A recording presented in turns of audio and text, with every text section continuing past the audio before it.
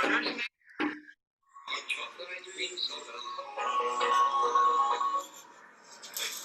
return. Her name is Luna. She's a peach, but don't leave food within her reach. Or baby, or nursemaid, or chocolate ice cream sodas.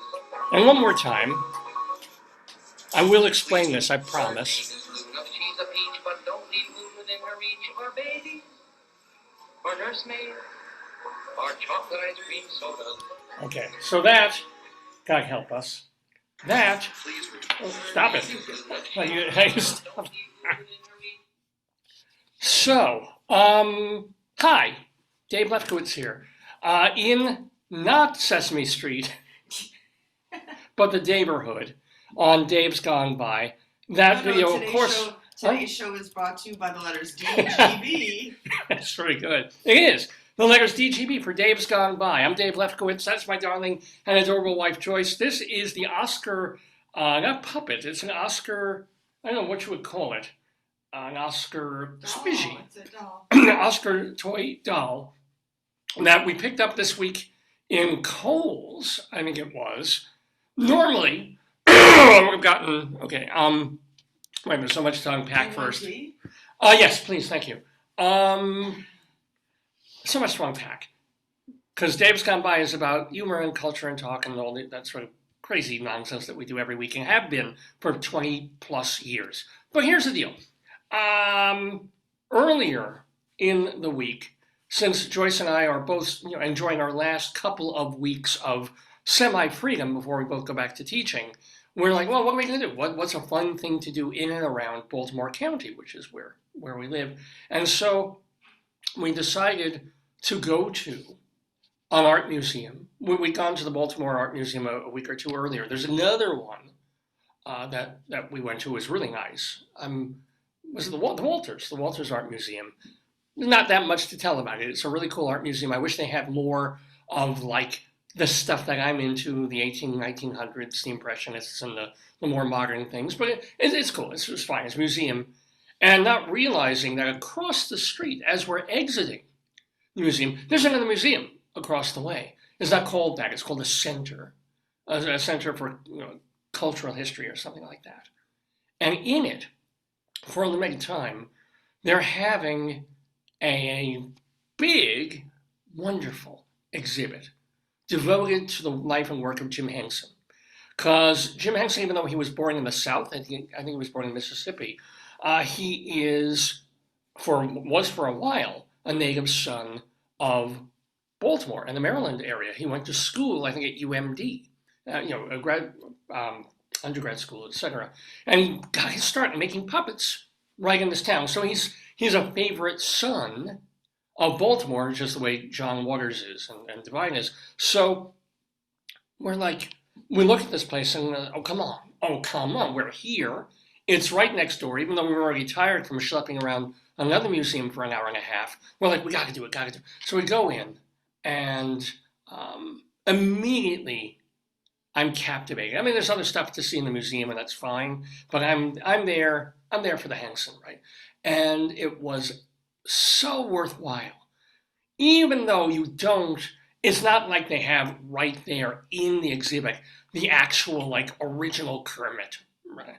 Or a lot of these original real puppets from 1950 or 60 something. No, they've got puppets that were used on Sesame Street over the years. A couple of them from the early 1970s.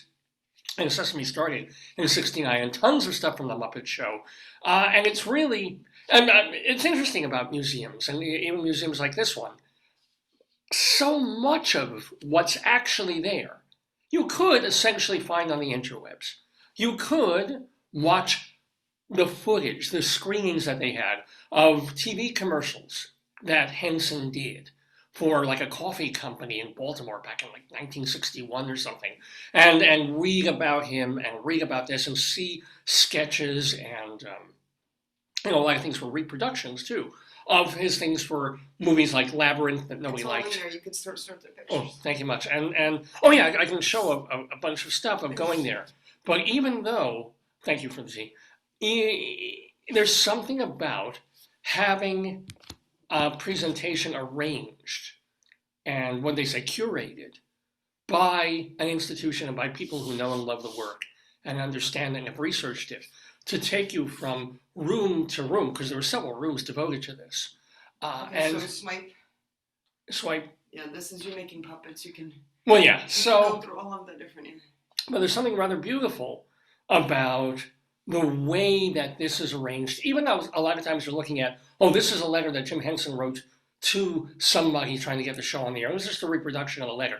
It's still like his handwriting, and there were actual authentic things. His card's in there. With a picture of his Yeah, he had a business card that he had in the early 1960s. Is available for everything from painting to set design to doing creative work. He went to school here. Right, and he, so it was wonderful to immerse yourself in Henson, Sesame Street, Muppet culture again, and occasionally see like, oh, there's an Oscar puppet. Well, no, they didn't have an Oscar puppet.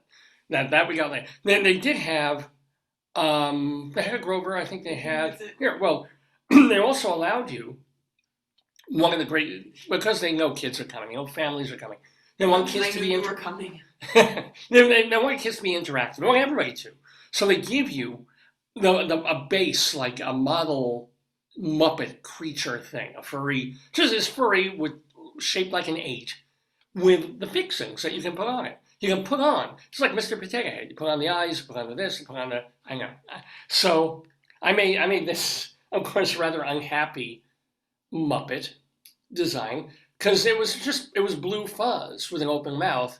So I added the wig, I added the eyes, I added the nose, and then you get a picture of it. It's like, I think you put a mustache too. Oh, yeah, see, that's that's a mustache, not a mouth. So it looks like he's got a mouth on the picture. Actually, you put that on the back of his head. The mouth is on the other side. Yeah, I literally got it wrong. This is me. I had a Muppet base, like someone dressing a mannequin. Okay, but I don't think it matters. I think you can make the Muppet. I guess so, because basically, what is it? It's a head. Yeah, but maybe the mouth was on the back. It was a new type of Muppet. I designed a brand new kind of Muppet. That's my genius.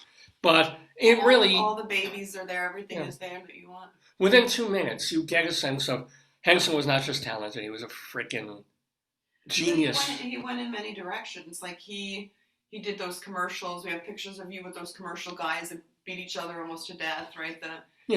Well, here, I will go, I guess, through the photos here. Yeah. So here is, we're just talking about this. This is Jim Henson's business card. So cool. With his phone number. Back when they had like 2 letters and the number.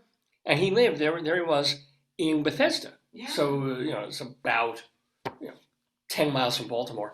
And then, well, let's see. So this is the kind of, this is just me being silly and making like I'm the puppet. Because that's how I do. Oh, that's the reel of the puppets for the coffee commercial, right? Yeah. Yeah, those were hysterical. They were very mean. I didn't get that. Things were blowing up. They were smacking each other. They were like, "Oh, if you drink this coffee," and the one's like, "I don't like this coffee," and then he would get pied in the face. Oh, worse. Horrible. Well, they were.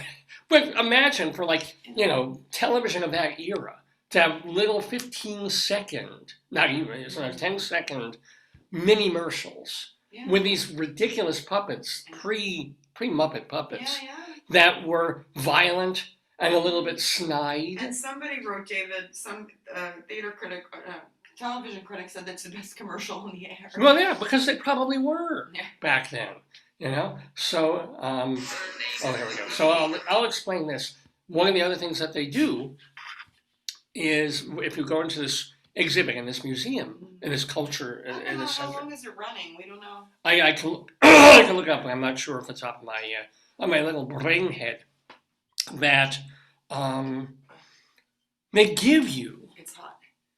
They give you not just a puppet that you can design, but. Oh, the book's downstairs, David. Well, no big deal. Oh, that's good. Thank you. They let you take a Muppet. And one of those, not that you just put your hand, you can put your hand in it, but it's also got the wand for the arm, which is exactly what they do. Yeah. But the song says her name is Luna. She's a peach, but keep something out of reach, and babies and nursemaids and chocolate ice cream. Yeah, no, it's something about there's something that's going to eat them. Yes. Right, yeah. Luna. There's this weird, folky sort of song. Yeah. Her name is Luna. She's a... hold on. Your phone already locked me out here. Sorry. But they give you... Yeah. Here, I'll show you again. So what's going on there is I'm holding the puppet. Well, here, let's see if we can. She's a peach, but don't leave food within her reach. Or baby, or nursemaid, or chocolate ice cream sodas. So it's really cool that you get to hold up this puppet, right? And not just go ba ba ba, talk to ba ba ba, but it's also got the arm thing. So you're controlling the mouth and the arm at the same time, just as the real Muppeteers did back on Sesame Street, back when they were on Steve Allen or Jack Parr or Tonight Show and stuff.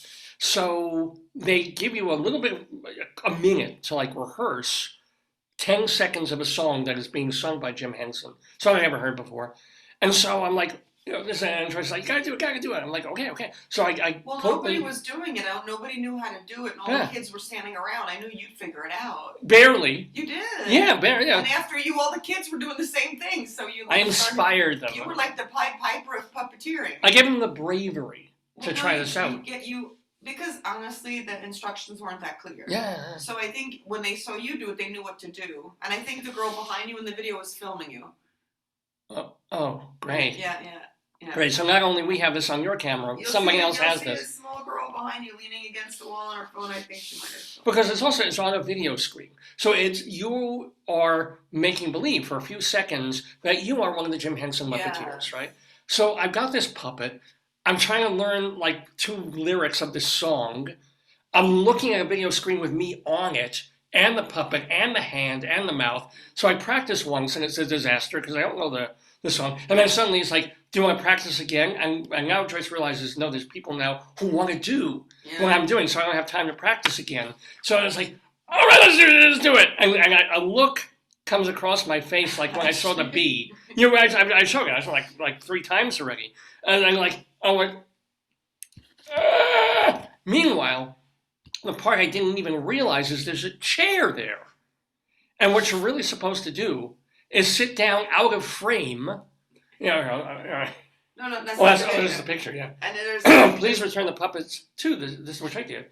But, what I should have done was, first of all, what you're supposed to do is sit down, raise your hand. That's not clear. That's not clear at all. Yeah, it's but not clear. It would have been clear to anybody but an idiot but me. No, nobody knew because nobody did it before you. So I don't think anybody knew what to do. They were like, they didn't know what to do. At least you started I started the ball rolling. I said, what you do is you take the puppet, put it on your hand, put your hand up its ass, grab this. So you're doing the arm, but meanwhile, what you see is me. Well, I'm not supposed to be on camera with it. So now I'm trying to, and with no rehearsal. You engaged it, yeah. Yeah, trying to act with the puppet, remember the lines, move the mouth, move the arm, while this is being recorded on your phone and on this TV camera. I'm freaking completely out. You have this look of terror. It's immortalized, and they're going to show that in the best of. Because it's just, I got one moment when I got the mouth moving, kind of looking at it, worked pretty well. Adorable. Everybody loved it. But I was also trying to interact with the puppet. If I got 2 more rehearsals, I would have been okay. You were a big hit. I mean, it was so embarrassing. I was just like, oh my God, let me get me the hell out of this. But it was fun, for sure. I wish you tried it. This is perform. There it is. It's a little hard to. I'll get that right up to the camera. So, but you can see the look in my eyes of someone who's. It's kind of okay. It's like Ralph Cramden when we watched. Oh, that was so funny. From the Honeymooners in the classic Shep of the Future episode, and Ralph is like, "Well, we need one more. We get one dress rehearsal." And I go, "No, you're on right now." I was like, You did great. You moved the puppet. Comparatively. You did great. But these are other things that you have. Like, you can go and get a DVD or whatever and watch every Muppet show for the 2 or 3 or 5 seasons that it was on the air. But they did a whole mural. It's all the Muppet shows going on at once. Yeah, on all the screens. And you start looking and say, oh, I remember Judy Collins was, I remember this, and Alice Cooper was, and it's sort of like, it was way cool. They also had Muppet Babies. Aww. So here am I with 2 of said Muppet Babies. Miss Piggy and little, what was it, Fozzie? Or That's a little baby Fozzie Bear, yeah. That's cute. What else did I do? Oh, I always loved Beaker and Honeydew. Oh, yes. I always kind of identified with Beaker. Me. Beaker was great. There's again, these are not the original Bert and Ernie's, but they're, because over the years, Sesame Street must have done literally hundreds of these. And Sesame Street was on the street for 40 years. Yeah. The original Bert and Ernie are probably rags. But they give you examples of them. Yeah, here's a Grove. Here's a Grover. But you can see it's kind of an amazing example. Oh, and Count on Count. You know the weird thing I'm thinking of now? Most kids only know Elmo. I'm surprised they didn't have an Elmo, because most kids know Elmo. Was there one we didn't sort of notice it? Maybe. I think there was an Elmo. I think a Elmo. I think there would have to be, because most kids of that cohort would know Elmo. And also had the guy who worked Elmo molesting children. No, God forbid, David. No. Oh, no, that's kidding. No. And he wasn't. Well, no, there's more. There's more. Now, the thing about Henson is, let's be honest, nobody really cared for Labyrinth. Nobody liked the Dark Crystal. Maybe some people did. Yeah, Bowie, Bowie was in Labyrinth. Yeah. I mean, these were amazing technical achievements that nobody really... They probably led the way for things like Alien and a lot of the scarier big puppets. Maybe. I mean, Fraggle Rock. For a full season, I tried Fraggle Rock. Like, nobody gave a shit. But the puppets were pretty amazing. The puppet is the one I'm in front. You come across that disco idea he had. Remember? Did you? Who knew? That's in there. Who knew? Walls. Oh, it was. I missed. Want me to look for it? Wait, I'm gonna sort of it brings me back. Here's just a cool thing when we first walk in. Yeah. Oh, you drew. You colored in. You allowed to color in this, so they try to make it interactive in that way. That's the rest of that part of the museum. I didn't take any pictures of that. No, I don't think so. But Henson had this idea because he was casting about. He was an impoverished puppet maker. I mean, who makes money doing this? And talent, trying to get roles in TV. He did an abstract short comedy film that I'd never seen. And he had an idea for doing a nightclub. David, look, here's the quote. Yeah. As children, we all live in a world of imagination, of fantasy, and for some of us, that world of make-believe continues into adulthood. That's it. Yeah. He wanted to continue. He wanted to do sort of this weird experiential, immersive nightclub idea back in just before Sesame Street clicked, and he was like, I probably don't have time to run a nightclub. No, but what happened? I think they tried to do it, but it was too much. It was like it was a wall of like fractured. Think of like fragmentism, with all of the different like. Yeah, and also it wasn't so different from what they were doing at like the Exploding Plastic Inevitable with Warhol and the Velvet Underground were playing. Really? It was more of that, that late '60s, early '70s kind of it was a common culture. Look, you're thinking. Well, for the time, to me, it's really annoying stuff. But I would probably get a migraine. Probably with LSD, it's probably a lot of fun. I don't know. Or you freak out and you jump off the roof. Mm-hmm. But it was a marvelous exhibit. Yeah. And then we loved both museums, but it was a highlight of my We just bumped into it. But then you were sad because there was no Oscars, so then you Why didn't they have? It was my favorite character growing up. If you know this program, I've probably mentioned a few times. That of all them, I love Cookie Monster. Cookie Monster was hysterical. First few weeks he was on the air, I couldn't even look at him without bursting into hysterics, because not only was he a Muppet with the big googly eyes, but the eyes rolled around in his head. It was the stupidest thing I've ever seen. Yeah, we have those. Yeah. Oh, well, the googly, yeah. But, and all of them, and I love Bert and Ernie, and identified with Bert, but we all love Ernie. Big Bird was annoying. Snuffy was years later. Snuffy was even more annoying. They needed Jewish characters. They got Snuffy. Snuffy, you always doubted whether he was real, because only Big Bird could see him and no one else saw him for a long time. Yeah, I talk about this too. That was a horrible plot point. For years it went on, and it was so awful and frustrating. Somehow the writers thought it was funny that Snuffy and Bird, they'd be doing stuff, and every time Bird looked for a human. I thought that was funny. I liked that a lot. No, it was, they stopped doing it. One of the nice things about being a bit more sensitive, and this is before the woke era, of this idea that children, like, Daddy, Grandpa's been touching me. No, yeah. It's like, eventually, it's like crying wolf. Nobody believes Big Bird when he's saying, "Here's my friend." I thought it was supposed to be about children who have imaginary friends. It was supposed to. It was, but it morphed into something, and I always found it really annoying. I find it like, oh, for fuck's sake, the Snuffy's going to be off camera just in time for the human to come. You felt bad for Bird. I hated it. You don't know how he moved so fast because he was so big. Yeah, he lumbered off in the time that Big Bird would come and get Susan or Gordon. Yeah, Big Bird was not. Yeah. So, and there's no Snuffy in the thing. There's no I didn't see a Big Bird either, but which is weird because he's almost like the logo of Sesame Street. He's big also. But Oscar was my man. Because my personality, even now, is Oscar. I don't like people. I'm angry all the time. I'm not messy. Joyce says I'm a hoarder and I pile things, but I'm not. I don't like filth. I don't like getting dirty. Look what you do to my room every Saturday. You're a I'm doing a show. You're messy. I'm not messy. Look at my office. I'm not messy. All right. Joyce is saying I'm messy. Fine, I'm messy.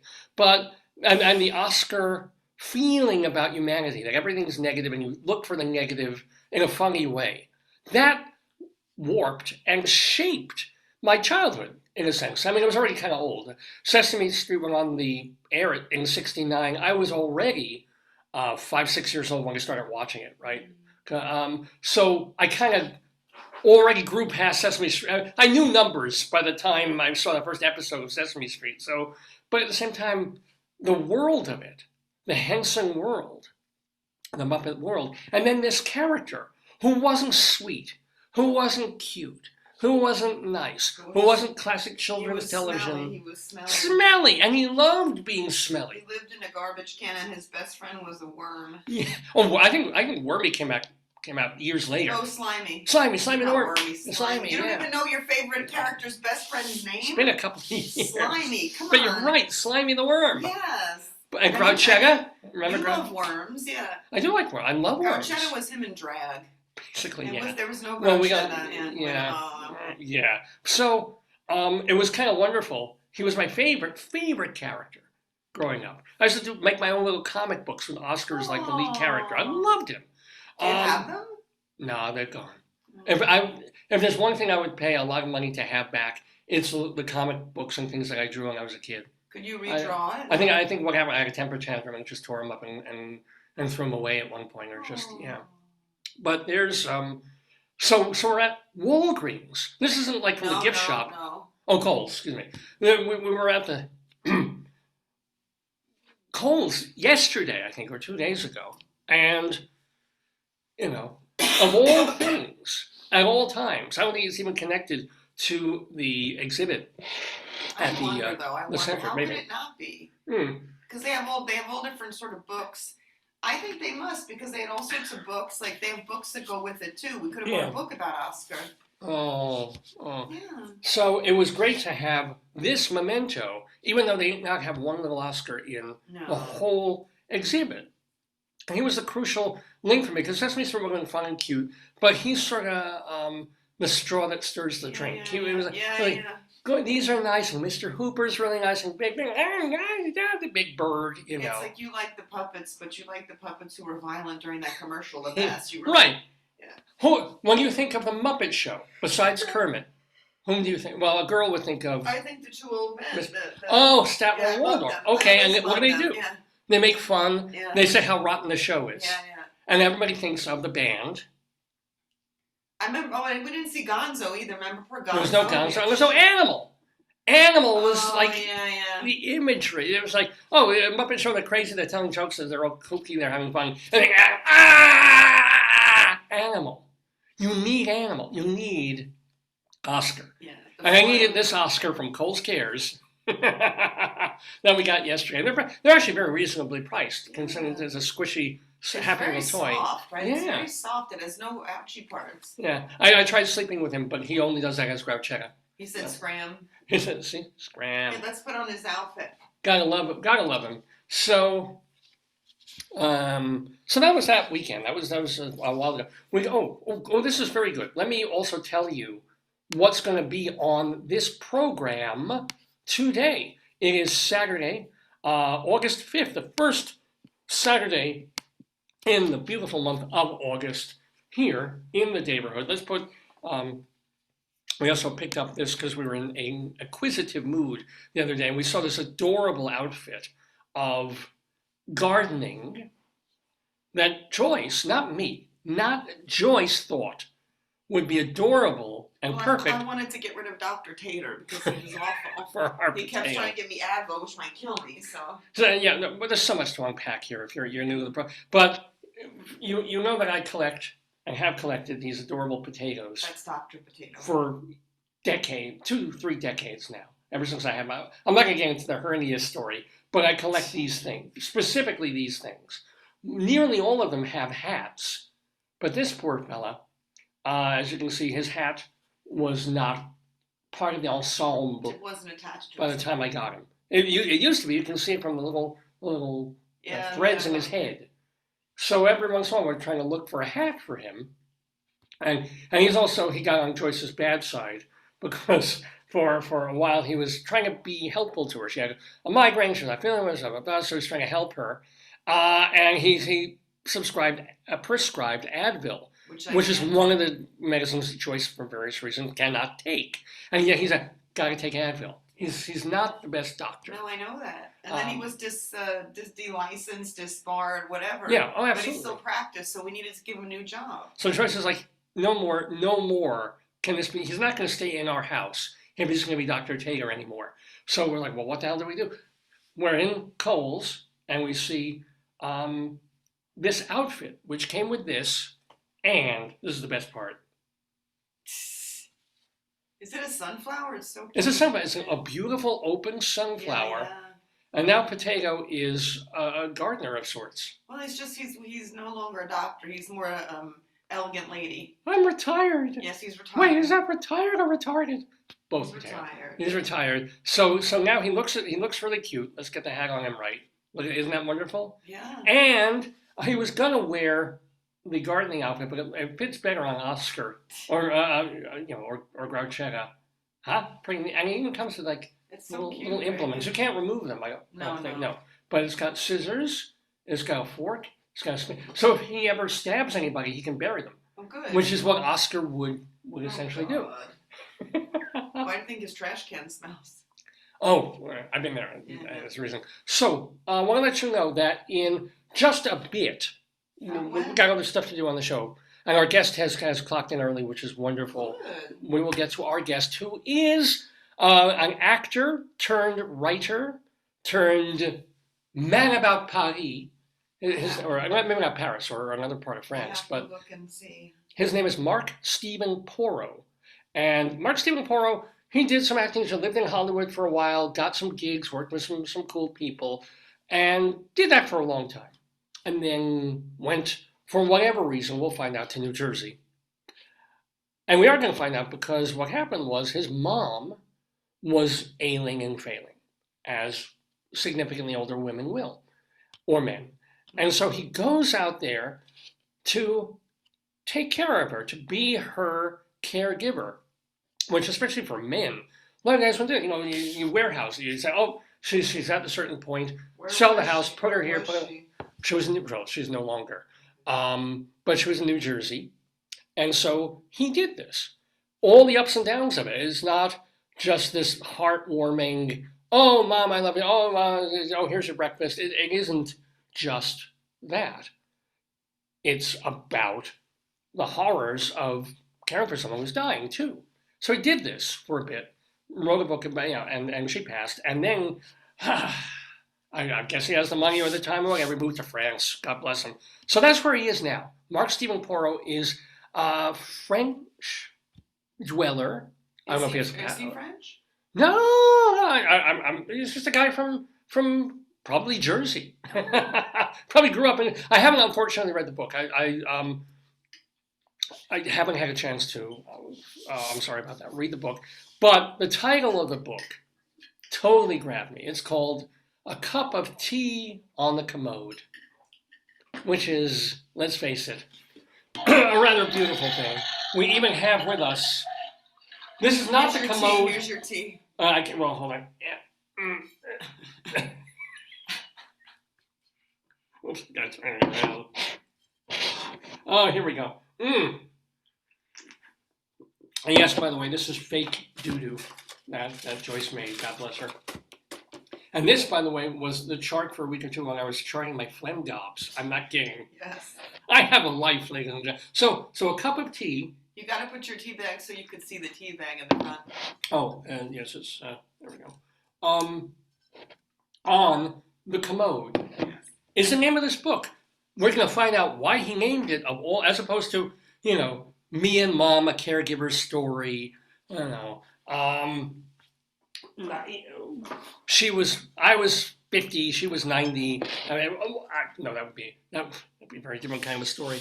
But you know what I'm saying? He's written this book, which has gotten wonderful reviews on Amazon, and he's going to tell us stories about his life, about, of course, acting, because that's what we love here on Dave's Gone By, the stories about being in film and theater and stuff like that. What Plus, time is he scheduled to come on? You said 10 o'clock. Whoa. But yeah, he showed up early, so it's fine. And then he'll stick around also he'll be talking with the great Rabbi Sol Solomon, founder and spiritual leader of Temple Sons of Bitches in Great Neck, New York. And Rabbi Sol will, of course, do the honors of the interview. Then I'll come back in and we will do the Today, Yesterday Trivia quiz with all sorts of questions, many of them based on events in history that happened today, August 5th. Could have been 50 years ago, 150 years ago, 450 years ago. And that's kind of the idea. Should be a lot of fun. And if that weren't enough, and by gosh, don't you think it should be, we have Greeley Times, where stuff happens in Greeley, Colorado, that goes into the newspaper there. And a lot of these are phone calls that come into the police dispatch from people who are like, some weird guy is doing something really weird in the neighborhood, which you should check that out.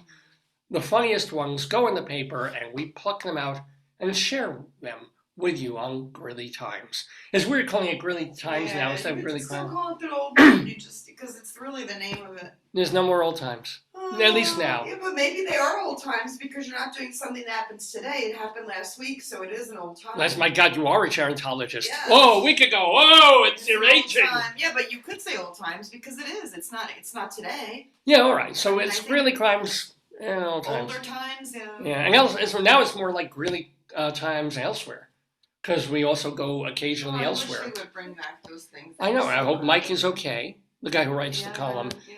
And I hope he comes back to do what he's supposed to do. Yeah. Leave me here hanging.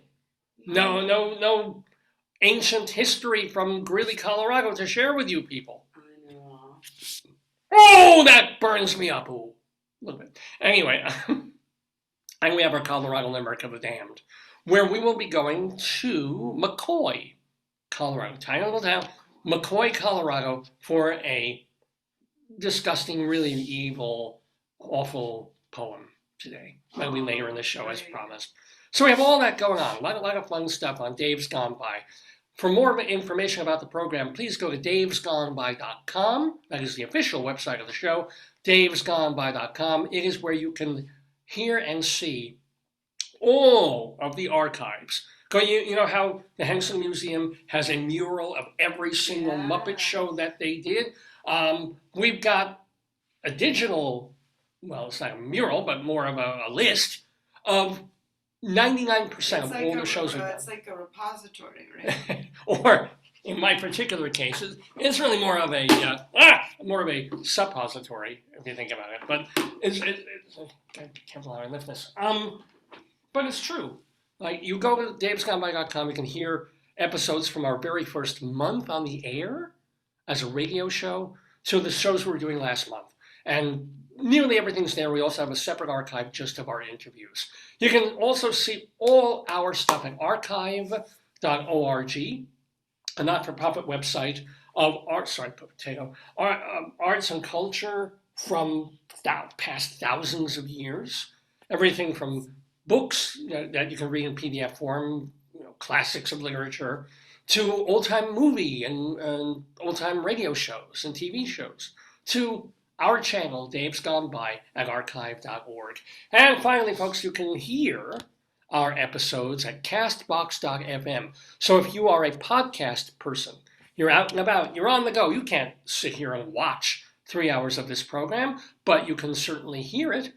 Go to castbox.fm, find the Dave's Gone By channel, and archive and download as a podcast the program there. However you do it, please enjoy Dave's Gone By. Don't forget that we have all this older material, and not just the new shows that we do every week. We're very proud either way. Anyway, before we get to Mark Steven Porro and Rabbi Saul Solomon, more stuff to talk about. Like Hercule Porro, like that?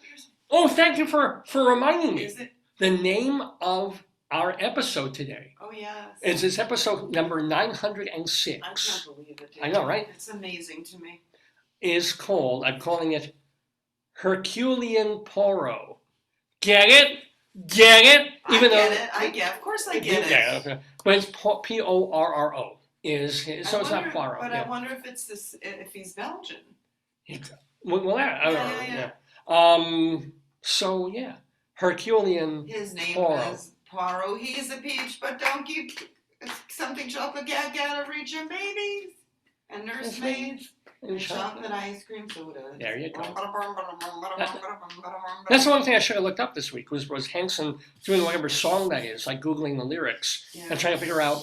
I'll bet he wrote it. I'll bet it's an original song of his from his demented brain. Back when he was pushing the envelope. Jim Henson's song called Luna about a puppet that eats ice cream sodas, babies, and nursemaids. No. Oh. Muppet Babies themes? I don't think that's a Muppet Babies song. And then it gave me, no, that's not No. it. No, maybe not. Anyway. So, before we get to that, I want to tell about the other... She's a peach, but keep your babies out of reach, and nursemaids. And chocolate. I don't know. No, it's not. Nah. Well, we can look later. But I want to tell you about what else happened to me this week. What else? For the first time. Yeah. Not actually quite really, as Joyce reminded me. But first time I happened while I was alone. I've been a driver for well over a decade now. I've never been a Yeah.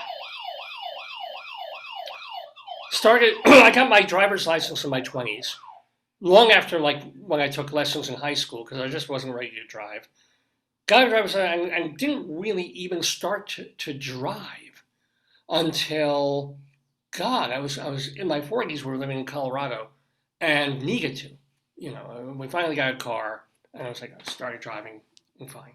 And now we have a car in Maryland and we love it. It's a Subaru. It's a Subaru still. And I'm a good driver. I've had 2 incidents to date in my life. Once was a ticket from one of these stupid traffic cam. What do they have them above the cameras that they put on over. That's what it is. Yeah, not a speeding thing, but going past a red into an intersection, which I fought. And it was I wrote a big letter. They showed pictures of my car in the intersection. I'm like, what the fuck does that even mean? Yeah. It's of course, there's also another car behind me. And what does this even show? And they agreed, the pictures are not clear. Yeah, they're unclear. They don't show anything. And so, I spared myself a $75 or whatever the hell it was fine. And it was wiped away. And then same kind of thing happened again. I think again, one time, the first one was in Fort Collins, Colorado. The second one was in going towards Valley Stream, New York. Oh, okay. Where, I probably made a turn a little too late, going left into the thing, and camera caught me. Which I would have very gladly fought again, because there's no it's just this camera's word. It's a fix. It just flashes. It's a joke. People it's an absolute joke. It's a cash grab on. And I was like, I'm going to fight this, but I'm working this full-time job. I don't want to take a fucking day off to use a vacation day to fight this. It's X amount of money. This is what they count on. They count on people going, innocent or guilty, whatever. Fuck it. I'll pay the fine, and just do it. And I did, which sucks because I'm sure it's on my record somewhere that I paid a fine for one little, red light thing. Okay, pretty. Yeah, thank you. So that has been my sole interaction with not true. Law enforcement, except, as Joyce reminds me, that one time we were driving somewhere in the evening. Tell her. So we first got the car, and there was a lady police person, and she's like, roll down the window, and you're like, what? And she's like, your lights aren't on, and I'm worried that someone will see you at night and you could get hit. Yeah. Yeah, that was very cool. Because I know, I'm not even thinking at this point. If you're everything's automatic, like everything in the car is so automatic, you think it just does it, I would think it just does it. And if you're in a well-traveled area, there's a lot of lights around. So you're not feeling like I was driving back from Boulder where you can't see anything on the road if your lights aren't on. Here it's like, you don't even realize because all these other cars have lights on. There's tons of lights from shops and street lights. It doesn't even occur to you. But that area, because there's so many students and it was very crowded, I think it's a high accident area. Whenever you get an alert, it's in that area. So the police lady was really nice. She just said, you really should turn on. I'm like, holy crap, yes. It wasn't like, how dare, it was like, yes, please, turn my lights on. I want to be seen. I want to see every other people. So this time, I drive Joyce to work. I'm coming back. I'm like, should I go home? Nah, they're holding a library book for me at the local... Oh, I have a library book too, you're reminding me. At the local public library. And maybe I want to do something at the bank. So no, I won't go home. I'll get my stuff done. And I'm driving, and not even noticing anything. And suddenly I realize there's like a police thing with lights behind me. I see it in my rearview mirror. Mm-hmm. And so I'm like, wait a minute, he's not whatever. So I pull over and I roll the windows. I'm like, go around me. He doesn't have a siren on. I mean, I'm not so deaf that I'm not. It's not. I'm like, but instead, no. He gets he parks behind me, and he comes up to the car. I'm like, what the fuck? Did you sing his name is Luna? He is a patient of the never reach your babies. So the fact that I'm a little middle-aged Jewish guy, not black, I shouldn't have been as nervous as I was, but I got squirrely about any kind of authority figure. Particularly someone in a uniform, particularly someone carrying a gun, particularly wondering, what the hell? And I know... I would be more concerned, I'm afraid of authority, too. I mean, it's just how we're probably raised, but I would think, what's wrong? I would think, there's something wrong with the car. Did not occur. It occurs to me, he's going to mess with me about something. What the hell is it?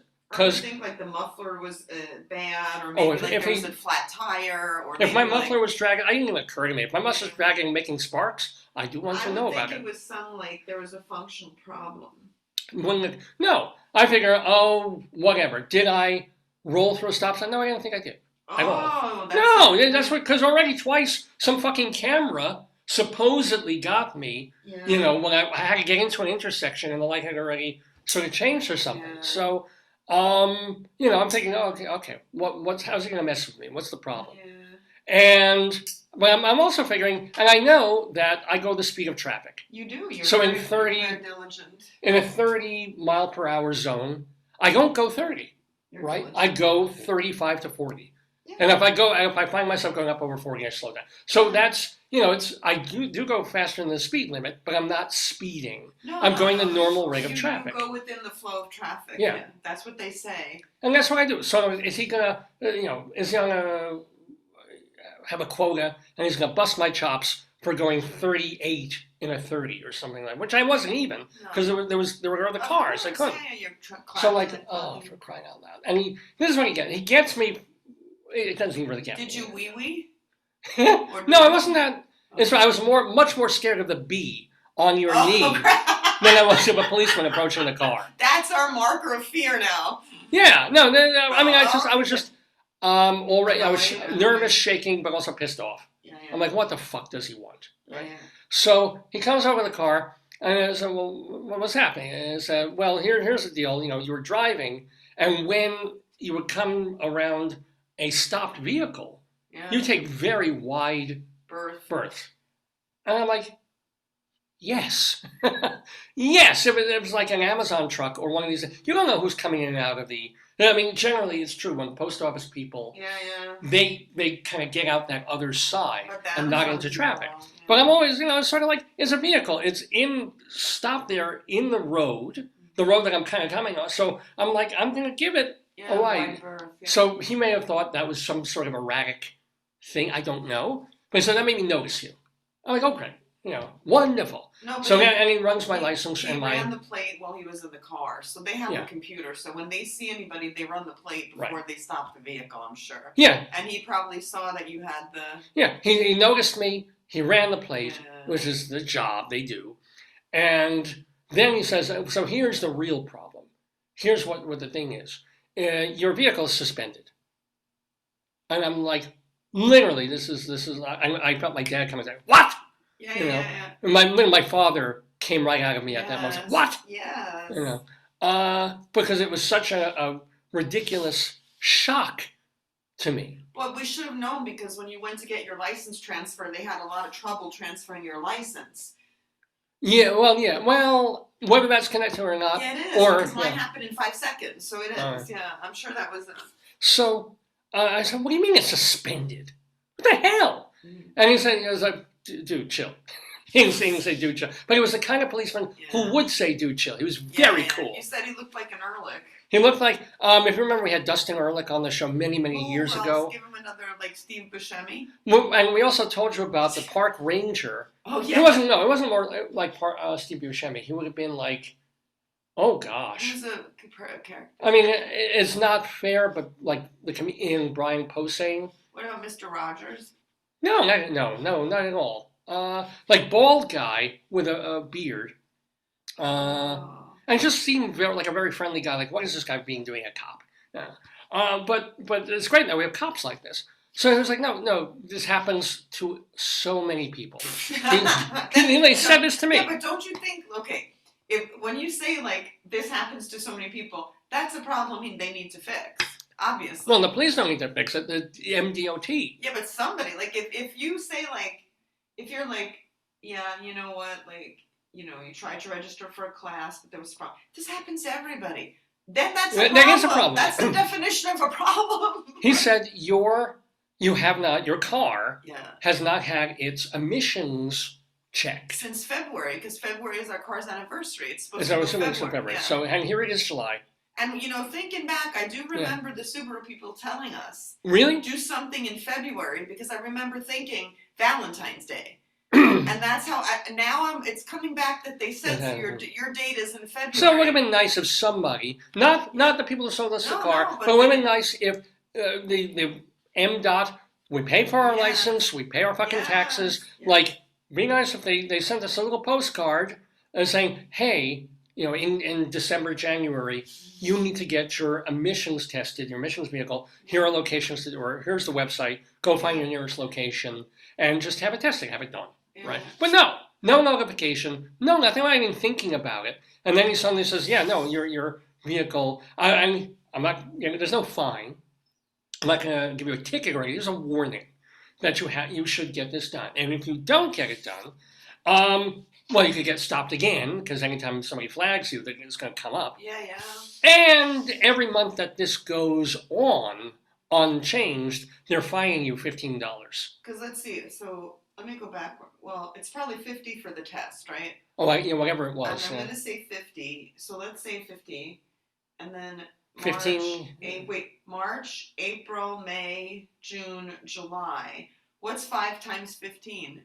Like 65 or 70 something. So this is 15, 30. It's 45. Yeah, something like. So I mean, for- it adds up. yeah, We yeah. paid a little over $100 for a test that should have been under And the 50. nice lady did it, so that's Yeah, good. but it was sort of like having this thing with the policeman, and he was nice, so it calmed me down immediately, and I was just like, well, and he told me, gave me great instructions. Well, you can go to this place, and you can either do the self thing, and I'm like, no, are there people there who can Our help lady me? had trouble putting the plug, not the plug in. They had to reset the thing. So Yeah. what would we have done?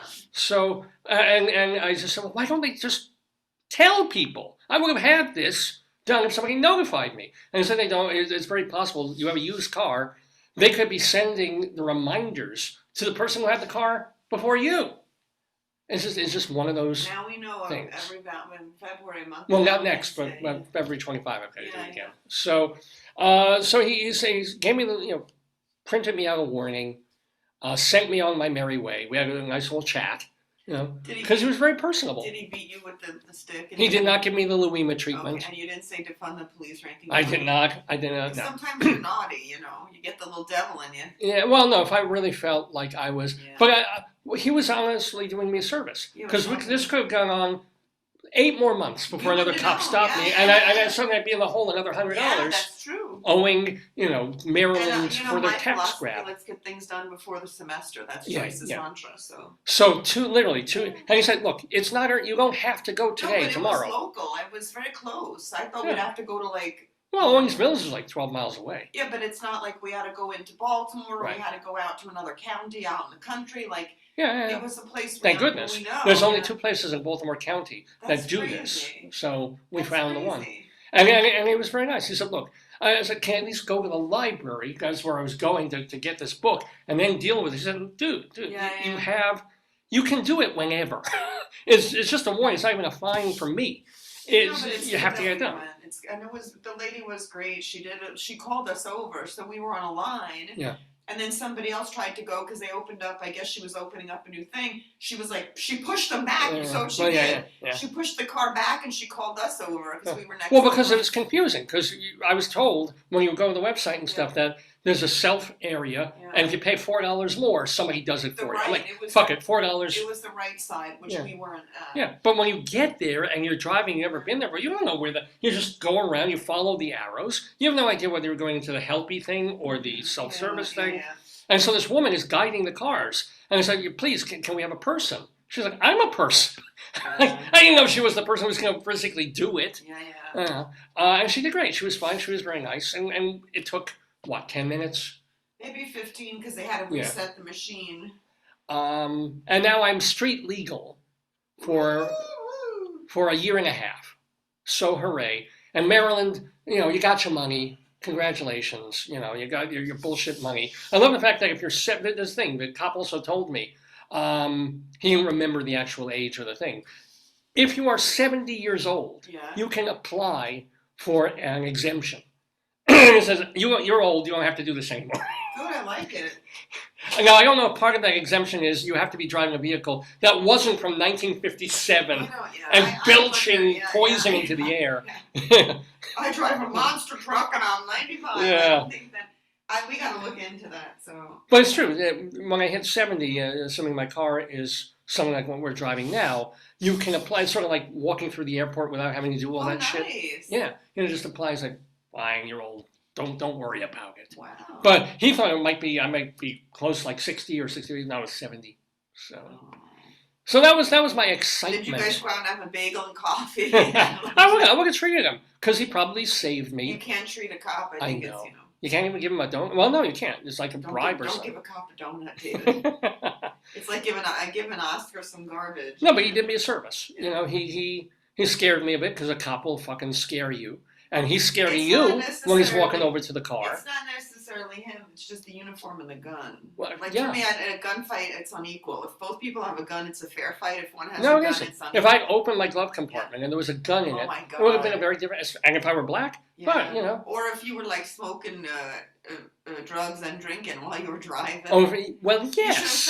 You should have said, sir, lower your voice. I have potato. Did you show him potatoes strapped in the back? Oh, I wonder if he saw them. He probably have seen that. They were strapped in the back, the 2 little potatoes. Did I forgot they make? They must have They been must scared. have. Yeah, they weed. They were back there. I strapped them in there, and they weren't in a car seat though, but they were strapped in. If I told him, "Oh, my potato's just weed," he said, "You have weed," except that would have been legal, so it would have been no big deal. No, you should have shown them the potatoes. And for Jesus Christ, we have a breast cancer plate from Subaru on the back. Our pig plate is. Yeah. So we're like the most least threatening of people. Yeah, well, no, but a cop doesn't know when he walks up to the car if it's your car.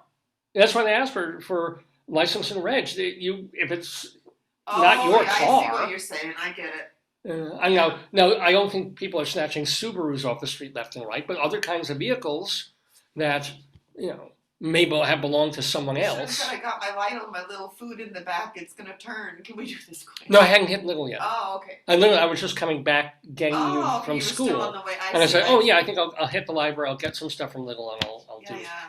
Because the most dangerous people in all of the world are those people coming from libraries. Knowledge is power. You were fueled by knowledge. But it was just such a thing. I was like, should I go home or should I continue? And of course, I chose, and it turned out to work out very well. It turned out to probably at some point I would have. Oh yeah, you've been driving a car that hasn't had an emissions test in 3 years. It's $300 because. Yeah, I think it's good we did it before school. I think the timing was great. Yeah. So that worked out very nicely. But it was my latest and very rare interaction with any kind of driving law enforcement. Yeah. I should have fought that one ticket. Should have fought it. No, I think your mother said just pay it. It was a whole big thing. You had a whole discussion. Just pay it. Oh, I did. I was like, hell with it. Mm-hmm. So, I don't think it took any points or did anything or anything. It's the local government wanting money. And they get it. This is how they do. Anyway. Whoa, it's 9:58 in the morning, Eastern Time. It is! It was just 9:30. The time goes, dang it. So I'm Dave Lefkowitz. That's my wonderful wife. Did you put some time jam thing where you change time? I feel like you just said it's 9:30. The guy's in the room. He's coming at 9:58. Yeah. So which means that I'm going to vacate the premises briefly to let Rabbi Sal Solomon, founder and spiritual leader of Temple Sons of Bitches, into the room because Rabbi Sal is going to be talking with Mark Steven Porro, an actor. He's also a writer now because he wrote a book about taking care of his old mom I feel bad for him, but in New Jersey. It's not about his mom, but having to do that in New Jersey. David, can I tell you something? Yeah. In my profession, caregiving is normal. Well, I get that. Yes. For a man? Yes. Really? There's a research study that I'm really interested in on Twitter. It's about men who are caregivers, but African American men. So male caregivers they're less common than women. It's gender normative for women, unfortunately, but it's very common for men. All right. You've had many male caregivers on your show. I have? Yeah. All right, we'll talk. Many of your guests provided care. The man took care of his wife when she died. Oh, well, He was doing the show. Yeah, that's true. The Broadway or the off-Broadway show. Well, that's a wife, though, but okay. It's the same thing. It's caregiving. Well, we're going to find out. We're going to bring in Mark Steven Porro to talk to Rabbi Sal Solomon on the 906th episode of Dave's Gone By Live on this August 6th, 2023. What? Now, I would love to play the Tzimmus music that Moshe Denberg wanted us to use. But I don't want messages from Facebook, and I don't want problems with YouTube. No. So instead, this is from the year 1843, which is appropriate for Rabbi Sal anyway. Yes, that's when he was born. He's a Jewish Rabbi Sal. Oh yeah.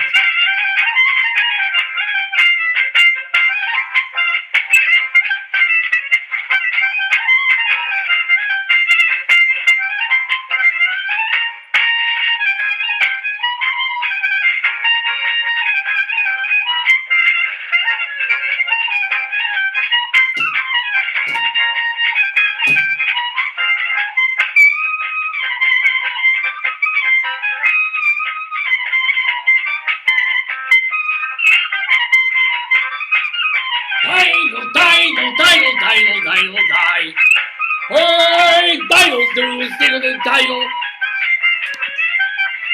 The diddles. Diddle do.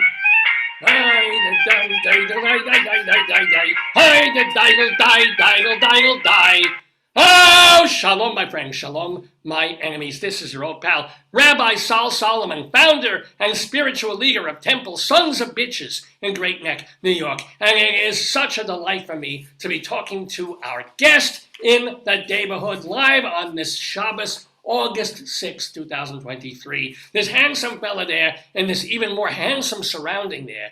He is Mark Steven Porro. Now, he did some acting. He was also doing, tons of stuff in Hollywood for about 2 decades or so. And then, and this still boggles my mind. You know where I want to go? I'm living in Hollywood. I'm acting. I'm in TV. I want to go to New Jersey. He does this to be with his mama, who is, she's old. She's not doing so well. So he goes there to take care of her for a while. And then she passes, and now, as you can see, he is in gorgeous France. I mean, yeah, they collaborated. They were not so great in World War II, but still, it's France. So he's there now, all the way internationally from, is it Paris, or where are you, Mark? I'm in the southwest. It's a village of Molière. Really? Oh my gosh! You mean he did his shows there? He lived there. He was born there, or what? Well, you would think he built the place the way they celebrate him here, but he lived here for a few years, and they say that Molière was born here because he wrote some of his greatest plays while he was in Pézenas. So he wrote, I believe, The Misanthrope and Tartuffe when he was here. And what was it? Where are you? Pézenas? Pézenas. We pronounce the S's, at least in the South. So it's between Béziers and Béziers and Montpellier. Oh, and it's about 20 minutes from the sea. And it's got architectural, political, and art history here. It's really a very cool, very artsy village. It sounds and the wine ain't bad. It's the largest wine growing region in the world. Not a patch on Manischewitz. I'm sorry, but just not a patch on the Manny, the extra sweet Concord grape. Nothing like that in the whole disgusting world. But let me ask you, so is that an image of your house behind you, or is that actually your house behind you? This is part of my house. This is my, I would say, the grand room, which is the living room. And grand it certainly is. I mean, it's just, oh my God. High ceilings, low floors. And we got 2 bedrooms and 2 baths. And the building, they say, was built around 1540. So we're heading towards 500 years. Well, I have to say, those lamps of yours, for being like 500 years old, they look in amazing condition. How do you do this? We have a nice mix of old and new. So the eclectic touches me. I have a design background, so I designed. So some of the, like the table back there, the very large table, that's antique. That's bought locally. So any of the old stuff is local, right? And any of the new stuff pretty much came from Los Angeles. And the brick, though, is from like 1600s. That brick, Yep. Wow. I mean, they did some repair works and stuff, but it is absolutely cool. And then out the window there, well, you can't really see it now, but I mean, just looking at the old stones and the cobblestone streets, you could just imagine the history on those things. I can't really look at the old stones because Mick Jagger, it's just one big wrinkle. And Keith, he's a skeleton. No, I'm kidding. But anyway, Mark Steven Porro, you mentioned industrial design because that was your bent before acting, before the other stuff. So you have a gift for, what is it, drawing industrial arts? What is industrial design? You've got buildings, what? From everything from a graphic design. So back in the old days, it used to be called logos and corporate identity. And then interior design was part of the discipline. So like designing this space. And then also product design, anything from designing a pen to a hair dryer, to a washing machine, to a tractors and things like that. That's all. You designed a tractor? I was part of teams that did that. I stayed mainly in the graphic design, and then that moved into internet design and web design and interactive design. So that has changed quite a bit over the last couple of decades. So were you early on in developing websites and remaking it? Did you start doing that like the 90s or something, or what? I guess, yeah, I think my first job was in like 1981, my first design job. And so we got one of the first Apple computers, which was, I think, the Apple II. And you could barely do anything on this thing. I mean, when the Macintosh came out and I could draw a box, that was a huge win. But it took hours. And then once in a while, once you got it in there, and then you could repeat the boxes. So that was a very cool thing. But in the beginning, it was very labor intensive. It was a lot quicker just to draw the old fashioned way and set type the old fashioned way and print the old fashioned way. Now it's just ridiculous.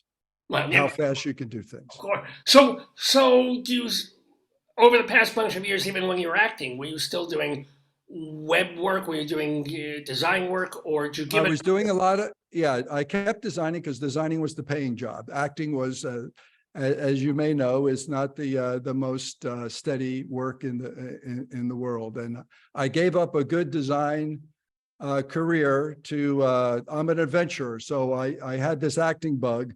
Early on, I had, my mom loved the arts. And so our whole family was involved with the ballet. And so I think I got the acting bug from that. And then I had my actual film debut when I was about 8 years old. My brother got a Super 8 Bell & Howell camera, and he wanted to film Adam in the Garden of Eden in our house. So in the vestibule of our house, we took it was, I think in the wintertime, we took every artificial plant that we had, we filled up the vestibule, and then he put a plastic leaf that was well placed but not well secured on his 8-year-old little brother. You're right, yeah. And during filming, the leaf dropped. All right. And I quit the business in shame. Well, actually, I have to wonder if was that film ever developed? Did your family get phone calls as like, you're making child porn here? We're going to send some people over to check out your mom and dad. Well, back then, luckily, the internet didn't exist. So it was developed, and my father, I think, asked my brother to destroy it, and I don't think he did. So this thing may resurface sometime if people want to get some revenge on me.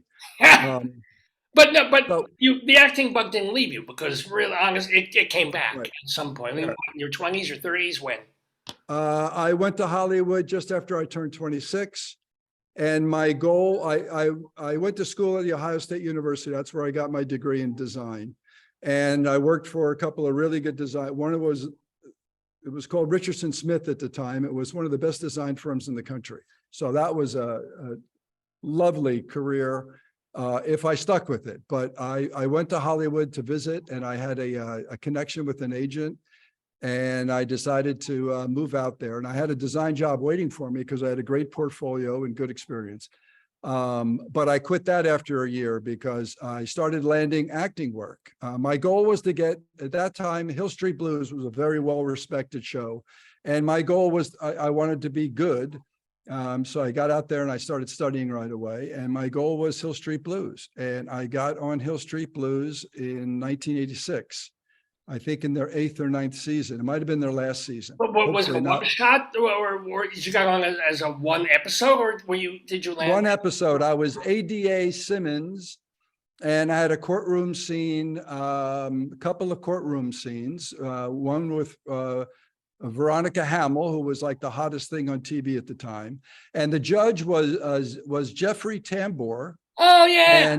And Tambor, later on, we both studied at the Beverly Hills Playhouse. So he was a guest instructor. When the main guy, Milton, didn't show up, Jeffrey substituted. He was a great teacher, but we had a lot of fun because, I said, this, because I played a lawyer in my first scene at the Playhouse, and he was the teacher. So he critiqued it.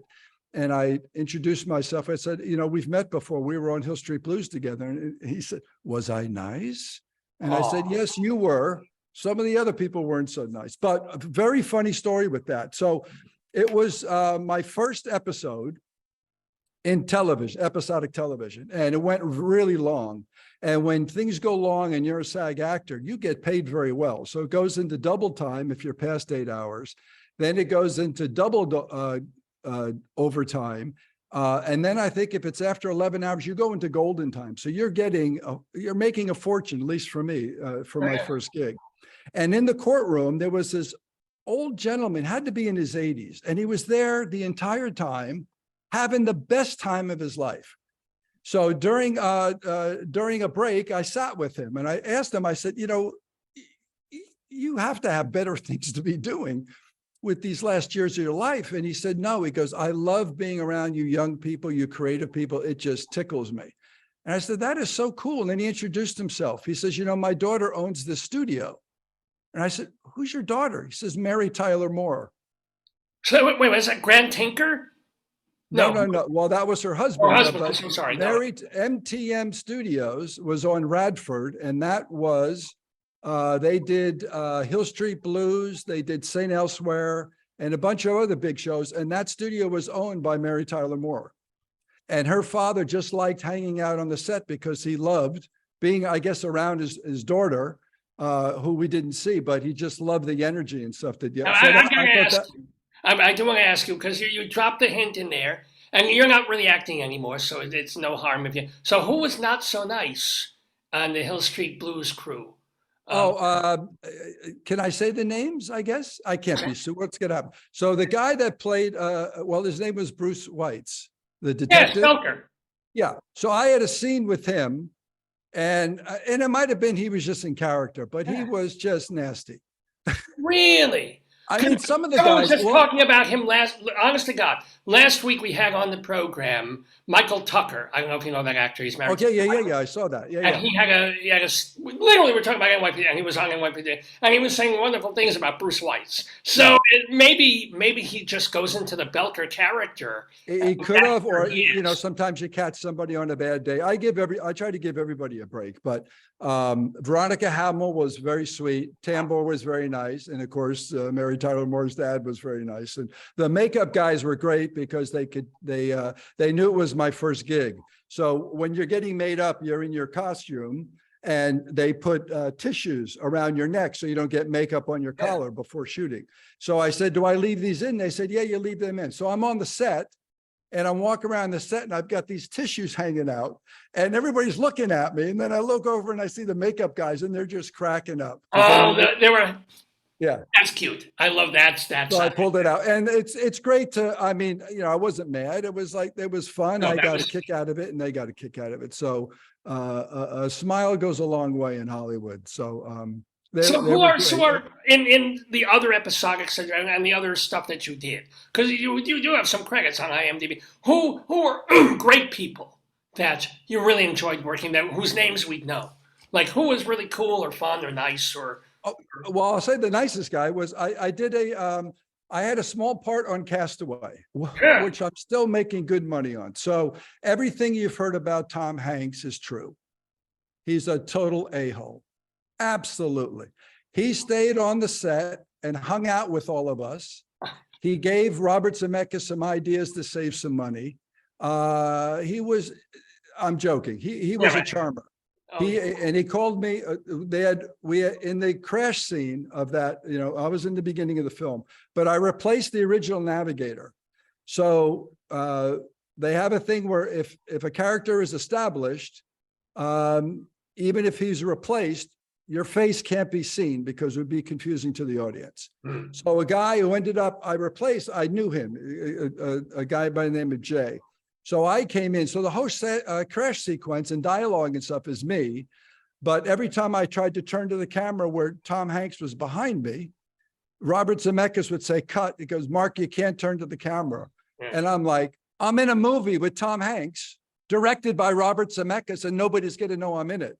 And so he laughed and we laughed, but I couldn't turn. So I think in the trailer, if you know what you're looking for, you could see it's my profile. But that's as far as I could go. And then you'll see stuff like this. And then all the dialogue with the mask is me. And then we get hit with 10,000 gallons of water and we're dead. I was up for the ball, by the way. I auditioned for the ball. and didn't get it. Oh, that's Yeah. terrible. Yeah, I was Yeah. going to be a left ball too, and they said no, we're not shooting Hanks below the waist. So it didn't. Yeah, you're not even. Well, Wilson, that was typecasting for Wilson. It was terrible. It was Damon Wilson who actually played him. No, but let me ask, who else? Who else was really wonderful in your adventures? I did an episode. Actually, the first time I got fired was I was got cast in Golden Girls, and those ladies are lovely, but they were old, and they were old in makeup. And when you saw them first thing in the morning, oh my God, I'm like in my early 30s and I'm with these ancient women, but they were lovely. And Betty White is a sweetheart. I met her before because she and I shared a hairdresser, and everything you've heard about Betty White too. She's just lovely.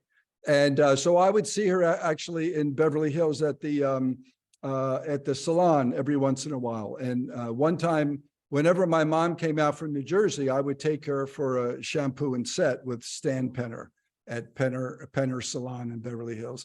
And mom got to sit in the chair that Betty White sat in.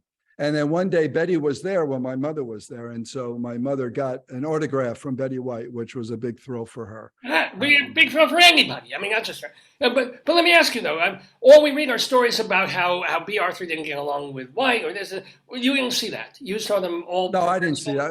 I wasn't with them long enough. You're there for about 3 days. So again, you may have caught them on a good day or a bad day, or they tried to hide that. I will tell you on the, I did Webster, and Webster was Emmanuel Lewis, right? He was the star of the show, but the people who played his parents, I'm not going to mention their names because I think. Does anybody even remember who the hell they were? No, I'll just say they were, at least the gentleman was lucky to be working. And when you see people who get a lucky break and they don't appreciate it, it's a shame, because it's tough to get a job and it's tough to maintain a job in Hollywood. It's a tough business. So enjoy it and enjoy the people around you. So he was an ex-football player. And on that show was James Worthy, who was on the Lakers at the time. And I was there, and he was not nice at all to James. You have two professional athletes, and it was just a cold shoulder to James Worthy. And it was a shame because James wasn't an actor, but he was trying his best, and he was a great guy. And this guy was just a son of a gun. And I think the thing was they were so angry that Emmanuel Lewis was the star of the show, and they thought they should have been the star of the show. And so it's a shame. And also, the couple were really married, but they were actually going through a divorce when I got hired. So I was warned ahead of time. They said that set is very tense because of what's going on with the two leads. And they said, you go on the set, you do your job, and you go to your dressing room. Get away from that because it's crazy. So you don't know what's going to happen. So, was that the worst set you were on in terms of studio television or a semi-major film? I would have to say that was probably the most tense set. Yeah. What was the best set? Well, Castaway, I guess, but Castaway was great because I was only there for 3 days, and you're working with Zemeckis and Hanks, and then Spielberg showed up for 2 of those days.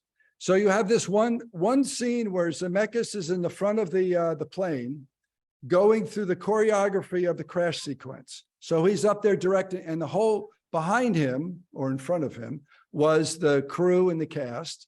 And so we're watching him do his whole little dance of what's going to happen. I look over and I see this little guy with a home movie camera filming. And I'm looking at him, and it's Steven Spielberg shooting a home movie of Zemeckis kind of directing what's going to happen. And at the end of it, Zemeckis asked everybody, so does anybody have any questions? And Spielberg put down the camera and said, yeah, how much is this sequence costing me? Because there's a producer. He's producing, yeah. So he's, so it was a lot of fun. And what was cool about Spielberg, I don't know, you've heard good or bad. Good. By contract, you have to get a limo. So he's up in Malibu and he has to be taken to the set. So a limo has to pick him up. He sits in the front seat with the driver. He doesn't do this pretentious thing in the back with the cigars and everything. So I thought that was very cool. But while you're in makeup, you hear the thing going, he's on his way. He's on his way. And then everybody just, like fresh flowers come up. Everybody, the vacuum gets on. Everybody starts cleaning up. And Spielberg arrives sitting with the chauffeur in the front seat. Nice. So he's very cool and very relaxed and very nice. I didn't deal with him that much, but you could see that there's no really tension on the set, even though this was a huge budget. And also what was very cool about that movie is while we were shooting, they were editing. So we would go through a sequence and then they would go and sit with the editor right there on the set and say, okay, we got it. We can move on. Or, oh, we need another one with Tom wrapping his Band-Aid around his finger. And another cool thing was there's a sequence where Tom Hanks is doing the thing with the Band-Aid and he's in the little bathroom in the plane. And he had to be hoisted up when the plane first has, I guess, the engine failure. So the plane drops and he has to go to the ceiling. And they were going to wire him up. And it was becoming too complicated. So he said, no, I'll lift up my foot. Someone is on the ground and they throw a box underneath my foot and I will launch myself up. So that saved a ton of time and probably a fortune. Right, yeah. Do that. And I don't know if many other actors would be willing to do that.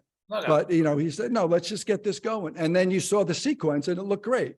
And then they could move on. Wow. Now, unfortunately, we want to move on because I love hearing these stories about TV and celebrities and people you've worked with. But one of the reasons that you're here is that you moved on from Hollywood. Why? Why did you give that up? I mean, you were getting work. Why didn't you go to New Jersey? Well, to be honest, at that point, you age out in Hollywood unless you have a substantial career. So I was in my 50s at the time. And I got a phone call from my brother saying, Mom has just shut down. I put her to bed. The doctor cut off all meds and food, and hospice was called.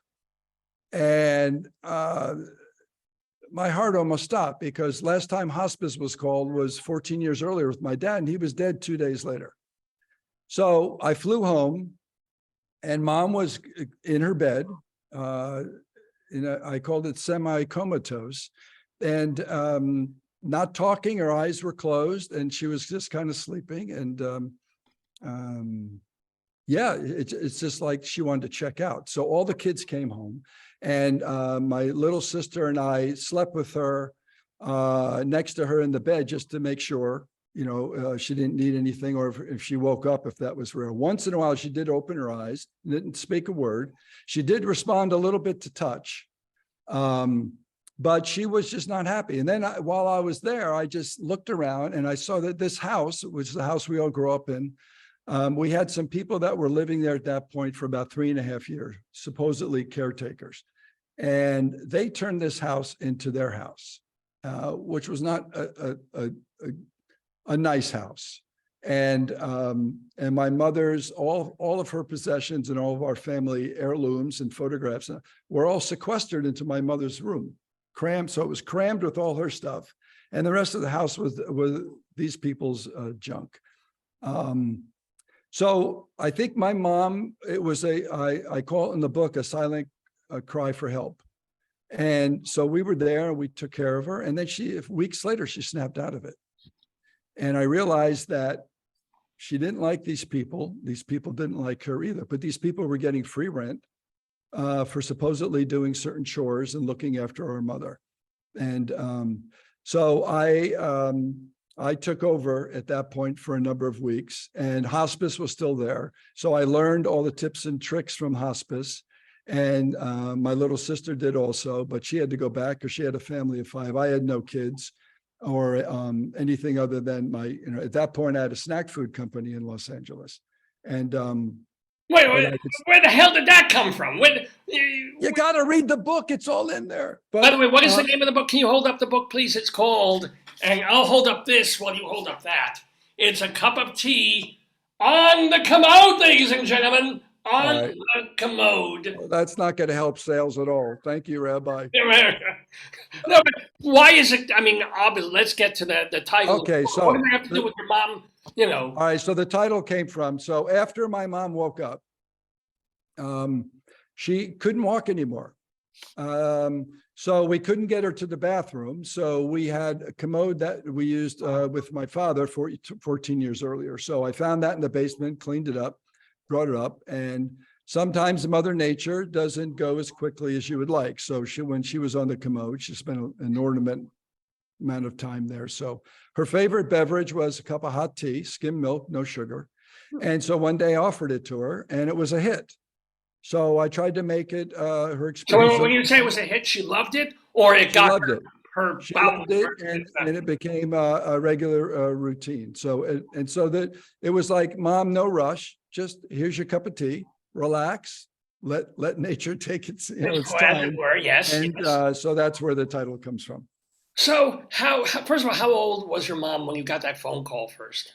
8. It was 8 days after her 89th birthday. How long did she live after that?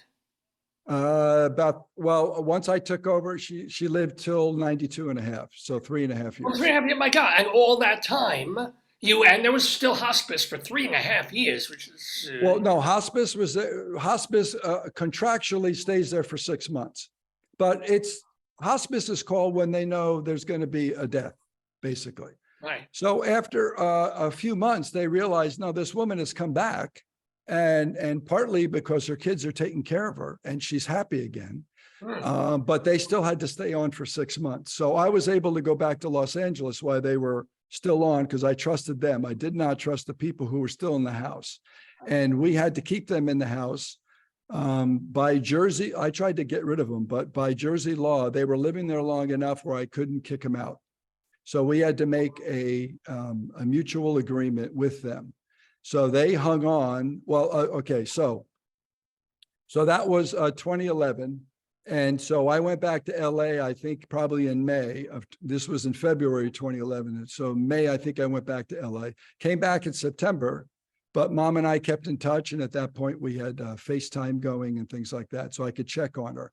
I came back in September, and everything in the house was right back to where it was before. That sent her on this death wish. So I realized then that we got to get rid of these people, and I've got to step in. So my mother came. Pardon me? So you shot them? No, I'm kidding. They're still in the backyard, but how deep, I can't say. So I asked my mom at that point, because I wasn't sure if she wanted me to do this or not. Having a son do all that, because I did everything. So I took care of her for the wedding. I got her all dolled up, and she had a great time at this wedding. What way? What way? I came back in September because her youngest grandson was getting married. Okay. And so she was in a wheelchair, and we had to take her. This was the first road trip since her near-death experience. So that was all very unusual. I wanted to see how she would handle this, but I took over. I took the wheelchair with me, the commode with me, and all the stuff that we needed for her, changing her diapers and all that business. And she was so happy at the wedding that I just said, listen, you want me to come back and take care of you to make sure this quality level of care stays the same. And she said, yes. I said, okay, it's done. So I moved back actually in December. I had to close up things at home in LA. I moved back. Yeah. Well, I have to ask, what snack were you guys making? What was it called? My dad invented in 1963 the original half-pop popcorn. He called it Nutrinuts. I renamed it Grandpa Poe's Originals, but he came up with a half-popped popcorn. He was a chemist. And at that point in the early 60s, McDonald's was just coming in to popularity. And he wanted his kids to stay away from junk food. So he wanted to come up with a healthy alternative. He was a very clever guy. So he came up with a way. And there's a chapter in the book about it, because I still don't know how he goes, okay, how can I make popcorn only pop halfway? But it became these crunchy golden nuggets just packed with flavor. And it was like he kept it as a family secret. He tried to get it patented on 3 occasions in the 70s and 80s. None of them went through. And then in the mid 80s, he got tired of making it, because it's a pretty involved process and a messy process. And my mother's kitchen was not happy until he stopped cooking it, because oil went everywhere. Oh, yeah. So in the 90s, early 90s, we started having these family reunions where all the kids and my nieces and nephews and stuff. So about 22 of us would get together for a week in a various location back east. And they started hearing these stories about Nutrinuts, but never got to try them. So I asked my dad for the recipe. I said, I'm going to revive this. He gave me the recipe. And the first time I cooked it in LA, I almost burned down my apartment. And that should have been an omen, but no, I kept going. Actually, when you're cooking it, it's, again, very messy. I eventually designed really good equipment to do this, but before this, it was a pot on the stove and oil comes out and it starts going over the side, and then your stove catches on fire. And you have to hold on to the lid because it's popcorn, but a popcorn cooked a special way, it was explosive. So if you open the lid, not only did you get burned, but oil went everywhere. So I'm holding on to the lid while the stove is on fire. I'm blowing out the fire and I'm almost passing out from hyperventilating. And then I start laughing, saying, how am I going to explain this? Or how are the firemen going to explain this, that this guy is laughing, holding on to a pot and he's dead? And again, I kept cooking. And and eventually became a national brand.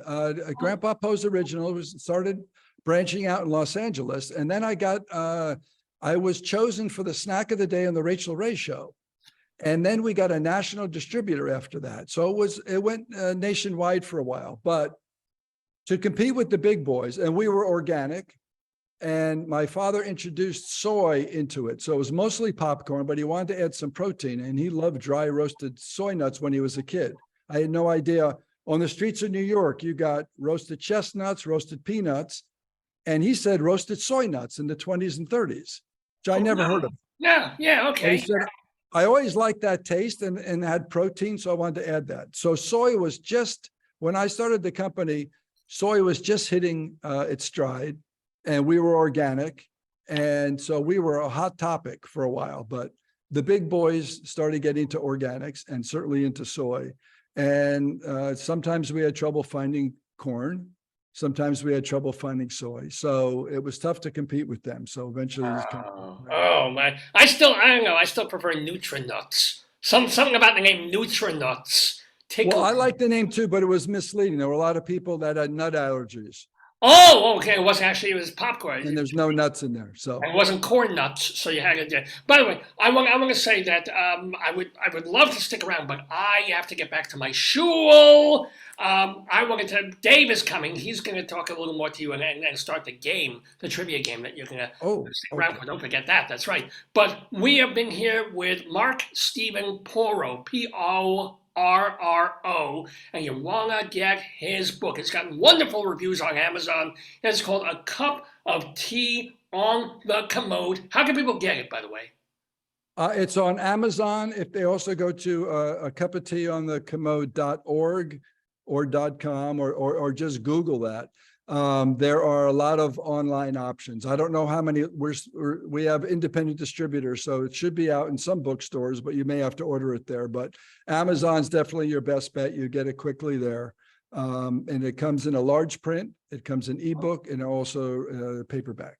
Very thoughtful of you, considering what it's about, having it in large print. Well, in big, large letters, I want to say thank you so much to Mark Steven Porro. Do not go away, because Dave is coming in about half a minute to play the Today Yesterday trivia quiz. But I wish you much good things, much success, and nutritive nuts to you for the rest of your life. Thank you so much. And shalom to you. Do not you go away. I'm going away. And shalom to all of you.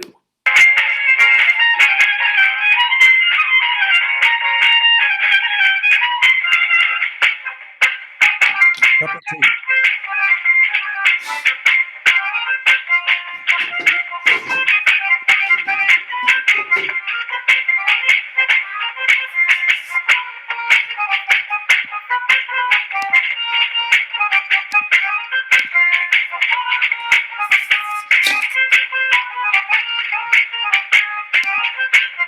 Well, ladies and gentlemen, Welcome back, or I'm being welcomed back into the Daverhood live on this Saturday morning, August 6, 2023. We are doing the 906th episode of the Dave's Gone By, Facebookio, Podcastio, Programmio of the Stream. And with us, of course, is Mark Steven Porro, the author of the book A Cup of Tea on the Commode, which you all have to get and read because you see what wonderful stories he has to tell. And also with us is our beloved friend of the Daverhood. He's David Sheward. He is the former managing editor of Backstage. He's also the former president of the Outer Critics Circle. And these days he is a theater critic for TheaterLife.com, CulturalDaily.com, TotalTheater.com. And he also has a blog called The David Desk. We welcome David, and we also welcome Leslie Hoban Blake, who is the co-host of a show called Two on the Aisle with our mutual friend Charlie Gross, where they review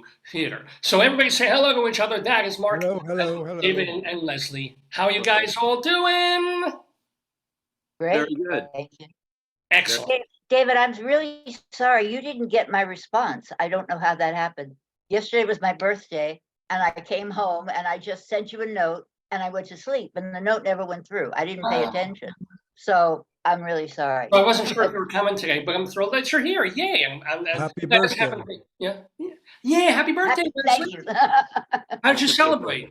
What did you do? I went to see Asteroid City and I had dinner at Balthazar. What is Asteroid City? I'm out of the loop. It's the City? latest Wes Anderson. It's the latest Asteroid one. City. What did I say? You said Asteroid City. It's called Asteroid City. Oh, really? Let me check. I thought it was maybe you're right. Let me check. You're going to check? If I say it's Asteroid City, it's Asteroid fucking City, man. Yes, we all love each other. We all Once love an each other. editor, always an editor. Just making sure. Wes Anderson. No, it's at hold it. It's Astros. Wait a minute. Oh no. It's Asteroid City, man. I just saw the damn thing. Oh, you're right. You're right. Astro City is. Oh, thank you so much. Asteroid City is a comic book. Oh, that's okay. Okay, so by the way, this means David might be takeable today in terms of the trivia quiz. Because he's usually unbeatable, but today he made me. Yeah. I was thinking of the I'll comic be out for book. blood today, right? Hello, Mark. Hello. Mark is the author of A Cup of Tea on the Commode. It's about when he stopped being a Hollywood performer and appearing in TV shows and one-offs and things, and you had a small role in the film Castaway, to go take care of his mom in New Jersey, back in their old New Jersey home. And now look at that. He lives in France in a place that was originally built in like 1500 and. Oh, really? It looks as if it were. It looks as if it might have been a wine cave from the. It's unusual, yeah, because this is on the second or first floor, they call here premier etage. So it's unusual because the ceiling is almost 15 feet high. So usually the caves are a lot lower and on the ground floor. So this is quite unusual, but very cool. And I saw it, and 30 seconds later, I said, this is going to be my home. So now it's like an office, home and office. Gorgeous. Anyway, you are all gorgeous, and it's so great to see you on this Saturday morning. You are here, of course, to play the Today, Yesterday Trivia Quiz. David is our reigning champion from last week. Joyce is going to make you a crown at some point to send around and get lost in the mail. We're not even dealing with, I'm sorry, Leslie. It just never worked out. But the crown is in your imagination. So I'll explain to Mark Steven Porro that here's how the game works. It's basically a trivia quiz with 2 rounds of questions, each person getting 1 question in their turn. And then here's the deal. The questions, most of them, have something to do with something that happened in history on this date, on August 5th. Could have been 1950, could have been 1450, right? August 5th, something that happened. Each question is worth 2 points apiece if you get it right. If you get it wrong, no penalty, but one of the other contestants gets a chance to steal. Still, there's no prizes. It doesn't matter, so everybody talks aloud and thinks aloud anyway. It's all just 40 minutes of stupidity. Are you ready, guys? Fun. Yeah, if it doesn't matter, I'm going back to bed. It's okay. I forgot to get my die. Let me grab my... What time is it in France, Mark? It is 4:40 right now. Oh. Six afternoon hours or in ahead the- of East Coast. Oh, in the afternoon. Okay. So I'm going to, Mark, since you are our brand new friend of the Daverhood, new to the show. Oh, great, Joyce, you're here. Oh, yeah. Perfect. Joyce is going to be our die roller. This is an actual, legitimate I got you. die. She's going to roll a die, but before you do it, Okay. Mark, can you kindly think of a number between 1 and 6 and tell me what it is? 4. 4. That was quick. David, well, Leslie, you're 6. We know. And then David, are you a 3 or 2? I'll say 3. 3. David is 3. Joyce is going to roll a die with a 5, with a 2. All right, she's going to roll a die again. She's going to roll 2 and a 3. 3. David Sheward, would you like to go first, second, or third? Oh, I'll go third. Whoa, That's okay. normal. That's his shoes. That's strategy. No, he's been taking 2 for the last few times. It's, Wow. So do me a favor, can you roll a die Yeah. again? well, 3. what about, wait, what about, oh, see, okay. Or never Leslie, mind. she just rolled a 6. So would you I'd like like to go second, please. Poor Mark. That doesn't for leave me much Mark? Oh choice. no. I'll This go means- first. Yeah. This Yes, means- good man. All right, here we go. Asteroid City is the name of the film. Asteroid. Fuck you. Astro I'm City. gonna get both of you now. I'm gonna get both of you now. That's Astro what's City gonna is happen. wonderful. All right. Here we go. So, Mark, the first question is actually a fill in the blank. A lot of these are multiple choice, but this one you have to come up with a trivia answer. Here we go. The year was 1305. Oh, wow. Captured today in Glasgow is Scottish knight William Wallace, who was turned over to the British for treason. The trial does not go in his favor, so he's dragged naked by a horse, hanged until nearly dead, then emasculated, disemboweled, beheaded, and drawn and quartered. And some of this even made it into the movie. What 1990 film? Braveheart. Could you say it again? Braveheart. Is that your final answer? Oh, not even a multiple choice. Not even a multiple choice, but is that your final answer? Wow. Wow. You know, it is brave to play this game. It is just taking part in the Dave's Guide, because some of the questions are ridiculous and some are just you're guessing.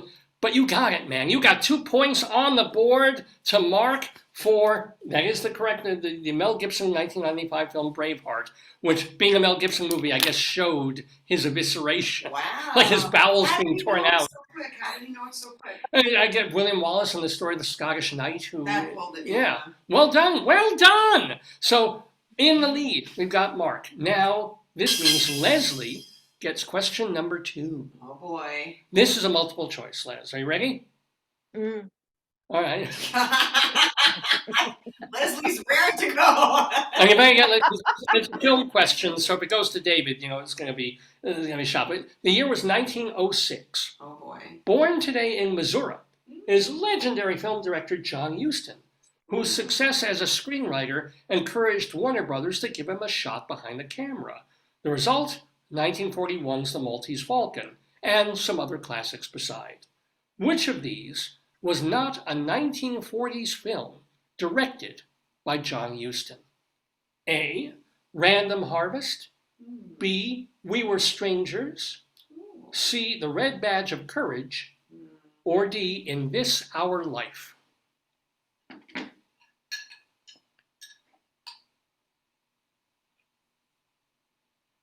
I believe it was Random Harvest. It was not a John Huston film. Is that going to be your final answer? Yeah. Well, Leslie, your answer wasn't random at all. It was absolutely correct. Oh my God, well done, Leslie. David and Mark, did you know that one too? Would you have gotten Nope. that? I think I would have. I knew that it was either Random Harvest or Strangers. I had it down to 4. Yeah. Four choices. Actually, Random Harvest was a 1942 film by Mervyn LeRoy. So, With Ronald Coleman and Greer Garson, I believe. and Alfred the Butler. ooh, And who? Alan Napier, who I believe Oh, Alan Napier. As the butler, right. no, Well, it as was either Alan Mowbray. It was either Alan Mowbray or Alan Napier. In all Alan of those Napier, cases. who played Alfred in the 1960s TV series. Yes. Oh my God, yeah. I think A what was lot it of called? movies. Asteroid City, I think it was called. Anyway, just kidding. So this is exciting. We have 2 questions, each contestant getting 2 points each, and now we go to David Sheward. You're actually in the rare position of no points on the board. Of course, we haven't had a question and answer yet. I should have gone first or second. It looks like. Well, maybe this one's going to be maybe a little tougher and out of your, but maybe not, because you've taught history, I think, right? David Among is other things, yes. Go ahead. So the year was 1914. Hmm. Cuba, Uruguay, Mexico, and Argentina all proclaimed their neutrality in World War I today. wow. While all these countries had shifting allegiances and diplomatic strategies during the Great War, only 2 of them officially picked a side before the end of the war. Which 2 countries stopped being neutral? Oh, I got to pick 2, and everybody else had just 1. Well, here we go. Well, But it here's isn't your one- choices. Uneasy lies the head that wears the crown, David. Yes, go ahead. Well, here are your options. A, Yes. Cuba. Oh, wait. It's a multiple. A, All right. Cuba and Mexico, Wait. So the first one is Cuba and Mexico. right? B, Cuba and Uruguay. C, Mexico and Uruguay. Or D, Mexico and Argentina. Okay, Cuba and Mexico, Cuba and Uruguay. What was the third one? Third one was Mexico and Uruguay. And D, Mexico and Argentina. And this is going to be a guess. Mexico and Argentina. I will say Rancid Harvest and Oh. Asteroid City. Yes. and the Red Badge of Courage. No. Nice. Rancid Harvest actually was the Carol Burnett show parody of Random Harvest. Ah. Guy loses memory. That's okay. Patego's a gardener today. So he's all in on harvesting and stuff. Oh, okay. All right, so let's see. Cuba and so which of these declared? Which of them stopped being neutral? Wait. Yes. Yeah. Which 2 stopped being neutral before the end of World War I? And sided with the Allies? Or you're not saying? I'm not saying where they Didn't say sided. which side. Oh, okay. So maybe one sided with the Allies and the other with the Axis. All right. So Cuba and Mexico, Cuba and Uruguay. It's like It's 1914. Yeah. All right. So we have an A. A was the last. Hold it. Let me read the question again. Because this is a confusing question. Yeah. On this date, August 5th, 1914, Cuba, Uruguay, Mexico, and Argentina all proclaimed they were neutral. Neutrality. Yes. Even though all of them did certain things during the war. And before the end of the war, which pairing no longer was neutral? Right. Exactly. All right. I'm going to eliminate A because A was the answer to the last one. You usually don't go 2 A's in a row or 2 letters in a row. Yeah. So I'm going to say Mexico and Argentina. So you're saying Mexico and Argentina? Yeah. Just a guess. Final answer? Yeah, sure. I'm afraid that you are incorrect. No, it is not Mexico and Argentina. So we have All right. a real opportunity here. Joyce, could you kindly roll a die-a-roo? We've got a 6, Leslie. You can get 2 points here if you. I believe it's Mexico and Cuba. Is that? I know it's an A after an A, but I think it's Mexico and Cuba. Would that be your final? Yep. Well, Cuba maybe Libre, but not for this question. I'm sorry, Leslie. Okay. We can have a commanding lead here. You got a 50-50 shot, Mark. Cuba, Uruguay. Is that your final answer? Well, Mark, you go Uruguay and I'll go mine. You have 4 points now. Congratulations. Well done. It is true that Cuba joined the Allies just after the U.S. came in 1917. Smart move. Yeah, right. They waited till, and then Uruguay, they took that opportunity to seize some German ships that were off of Montevideo, and so they kind of said, "Fuck this, we're joining the Allies too." We're in it. Yeah, and this is World War I, not World War Yeah, II, yeah, so I it was know. more about alliances Yeah, than of course. ideology.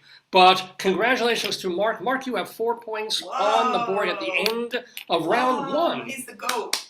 Oh, no, David is the GOAT, and Leslie is the GOATess. I have to look that up. But we have an exciting game still. Anything can happen in round two. It goes exactly the same as round one. Everybody gets a question, and Mark, this question goes to you first. If you get it right, you get a pretty commanding lead in our yesterday quiz. So are you ready for your first question in the second round? Here we go. Ready. So this one's a little different. It is, however, a multiple choice.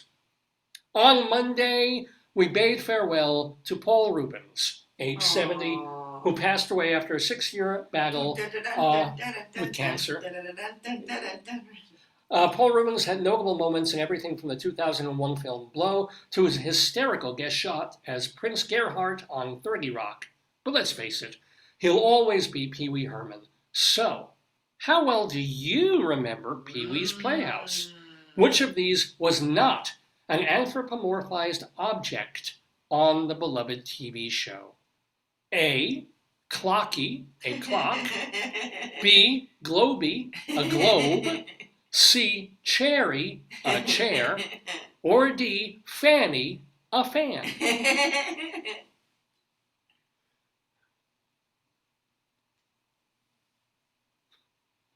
Could I hear those again? Absolutely. Which of these was Globe, not? fan, globe. Okay, clocky. Clocky. What was the first one? A was clocky, a clock. Right, B was globy, a globe. right. C was cherry, a chair. Or D, Fanny, a fan. All right, I'll say cherry because I think that one confusing with the fruit. Is that your final answer? That is my final answer. Well, Mark, you need to stay seated because I'm afraid that is not the correct answer. Cherry was very much a part of Pee Wee's Playhouse. So we have a steal opportunity from one of our other contestants. Hun, do me a favor. Sure. I need your rolling skills for the doobie I'll be smoking later. I think it's Wait, me, wait, right? he hasn't rolled it. Wait, Leslie, no. Oh, this is a steal. I'm sorry. Okay. It's not been rolled yet. Thanks, we have a number Dave. 2, number 3. I'm really not awake. We have a 1. We have a 3. David Sheward. Okay. Good thing you said that because it's All right. David's question to steal. Okay. David will get this one without question. Yeah, I blush to admit that I did watch Pee Wee's Playhouse every Saturday morning during the Oh, night. yeah, everybody watched Pee Wee, yeah. I never did, obviously. And the answer is Clocky was real, Globy was real. He had a kind of a European accent. And Fanny is not real. Fanny was not part of the show. Is that your final answer, though? Everybody wants to kiss my Fanny, as Benny Bell would say. That is the correct answer, David Sheward. Yes. And you are on the board now with 2 points. Ah, thank goodness. I made up Fanny, which I thought would be a great thing if that was. Yeah, it's pretty good. I thought it would be too, but it wasn't. I know, but I thought it would be too. And if you haven't, by the way, the greatest thing that Pee Wee ever did wasn't even the movie. If you ever get to watch his show that he did at the Roxy, before the movie, before the TV like- show, it was Like the pilot thing. it wasn't even a pilot for well, it kind of turned into a pilot, but it was a show. No, it was a full comedy show of the Pee Wee's World that ended up making him. It's absolutely genius. You have to see it, and it's funnier than the TV show ever was, and even greater than the movie. It's And dirtier as well, or just funnier? it's yeah, but it's dirty. But you have to kind of get the. You have to be an adult to get it, right? I know. Did you guys see him when he was on Broadway with The Return? of Pee Wee's? Yeah. How yeah. was that? Was Yes, it was like the show. It was Yeah, it was like the show. it was like the show. It was wonderful. John Simon said, "What is this?" I was sitting Thank you, next. Mr. Critic. Thank you. Yeah, John Simon's not probably the audience for Pee Wee Herman. I was sitting next to John Simon, and he was like, "What is this crap? Wow." You either get it or you don't. One never wanted to be next to John Simon in the theater. All right, this is really. By the way, you know who else passed away? Mark Margolis. See, nobody gets it. All right. The guy in the wheelchair on Breaking Bad. Oh, with the little bell. Oh, right. Yeah, he had an amazing He voice. was a good friend of mine, and he said, "I'm going to go down in history as the guy in the wheelchair with the little bell," and he did. Unfortunately. When was the last time you saw him, Les? About 2 years ago, he had to sign something for me. He was always in New Mexico shooting like Better Call Saul for the last couple of years, so I hadn't seen him in a while. He lived in my brother's building. I used to see him a lot, but my brother passed away. So All right, anyway. I'm happier with it. Yeah, thanks for bringing us. Anyway, sorry about bringing the mood down. If Phoebe It's Herman didn't okay. do it, Mark would. Yes, okay. This is okay. I'm gonna get. Am I gonna get my? Yes, I'm gonna get my revenge, Leslie, for doing that. Because the next question is yours. And it's 3 clues in the news, right? Yes. There's a special place in hell for you, David. There's a special circle just for you. Yes. Yeah, Oh, New Jersey. No, If you'd like to look that up, anybody, it's Circle. CIRCLE. well, they just keep doing 3 clues in the news throughout each other. So That's Leslie, right. That's right. I think you'll get this. I think you will. It's okay. 3 clues in the news for Mark. If this question comes to you, what it basically is, I'm going to read 3 clues, 3 separate words that are not connected to each other, but each of these words connects to the word that Leslie has to come up with. So it could be word blank or blank word, and the word that we're looking for has something to do with something that happened in the news in the past week or so. I'll give you an example if it comes to you. Otherwise, Leslie and David know how this works very well, and Leslie despises it. Okay, so Leslie, the 3 clues in the news are partner, auction, treatment.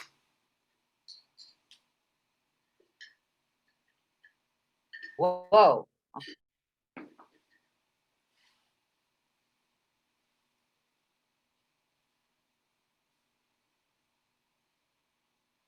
It's a hard one.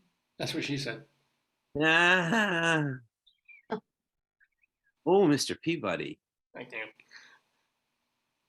And that's the thing about these, Mark, is that sometimes you just either get them, they come to you, or you could go for a year and not even. So these are truly weird words to be in the same connection to any one word. I agree. Oh, wait a minute.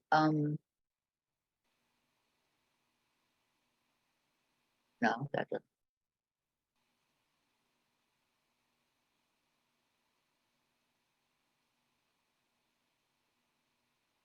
I can't even think out loud about these. I have no idea. I'll read them again one more time. Partner, auction, treatment.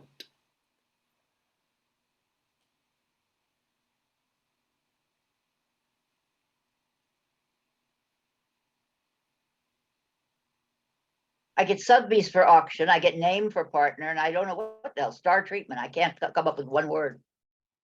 It does it all. All right. So do you want to pass or do? You haven't played any TikTok music yet. Give me another second. Oh, of course.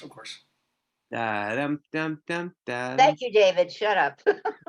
Well, you made it sound. Yeah, I can play this for music, yeah. No, please, guys. I wasn't doing the Jeopardy. Have pity. I got up today. Please, have pity. I have to go to the bank. I was scammed. I have to go talk to them about some money that was taken out of my account. Oh. Yeah, I know. You shouldn't have given me your social security number, Leslie. Yeah, I know. That was when I did it. That's when it went wrong. I'm gonna let it go. I really don't know, guys. I'm sorry. I have no idea. All right, Leslie's passing, which means we have a steal opportunity. David, you look like you kind of know it, so we're going to see. Maybe not. Let's see. Joyce, could you do me a favor and roll a die? I was going to give it a good roll. Leslie 6, no. 2, no. Hold on, no, 2. And 1. When she is legit, I'm not making this up. She is rolling a die down. Okay. 5. 2. Believe you. Otherwise, this would go quicker. Okay, we have 4 and a 5. Somebody's got 4. Mark. I'll need an example because I have no idea. Okay. So fair enough. Here's how this part of the quiz, the 3 clues in the news, works. So if I were to say 3 words: spider, shines, pox, what word goes with all three of those? They all go together, but spider goes with shines, pox. What disease were we all kind of afraid of after COVID that kind of didn't really happen?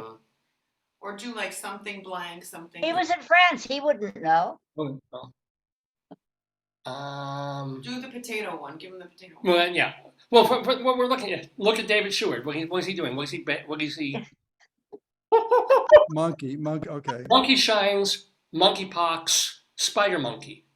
So the word you were looking for is monkey.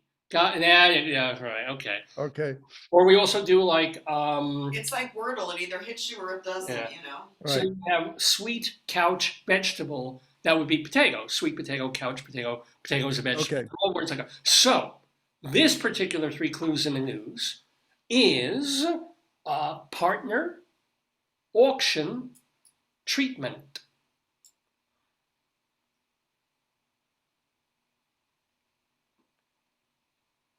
It is a difficult one. Mm-hmm.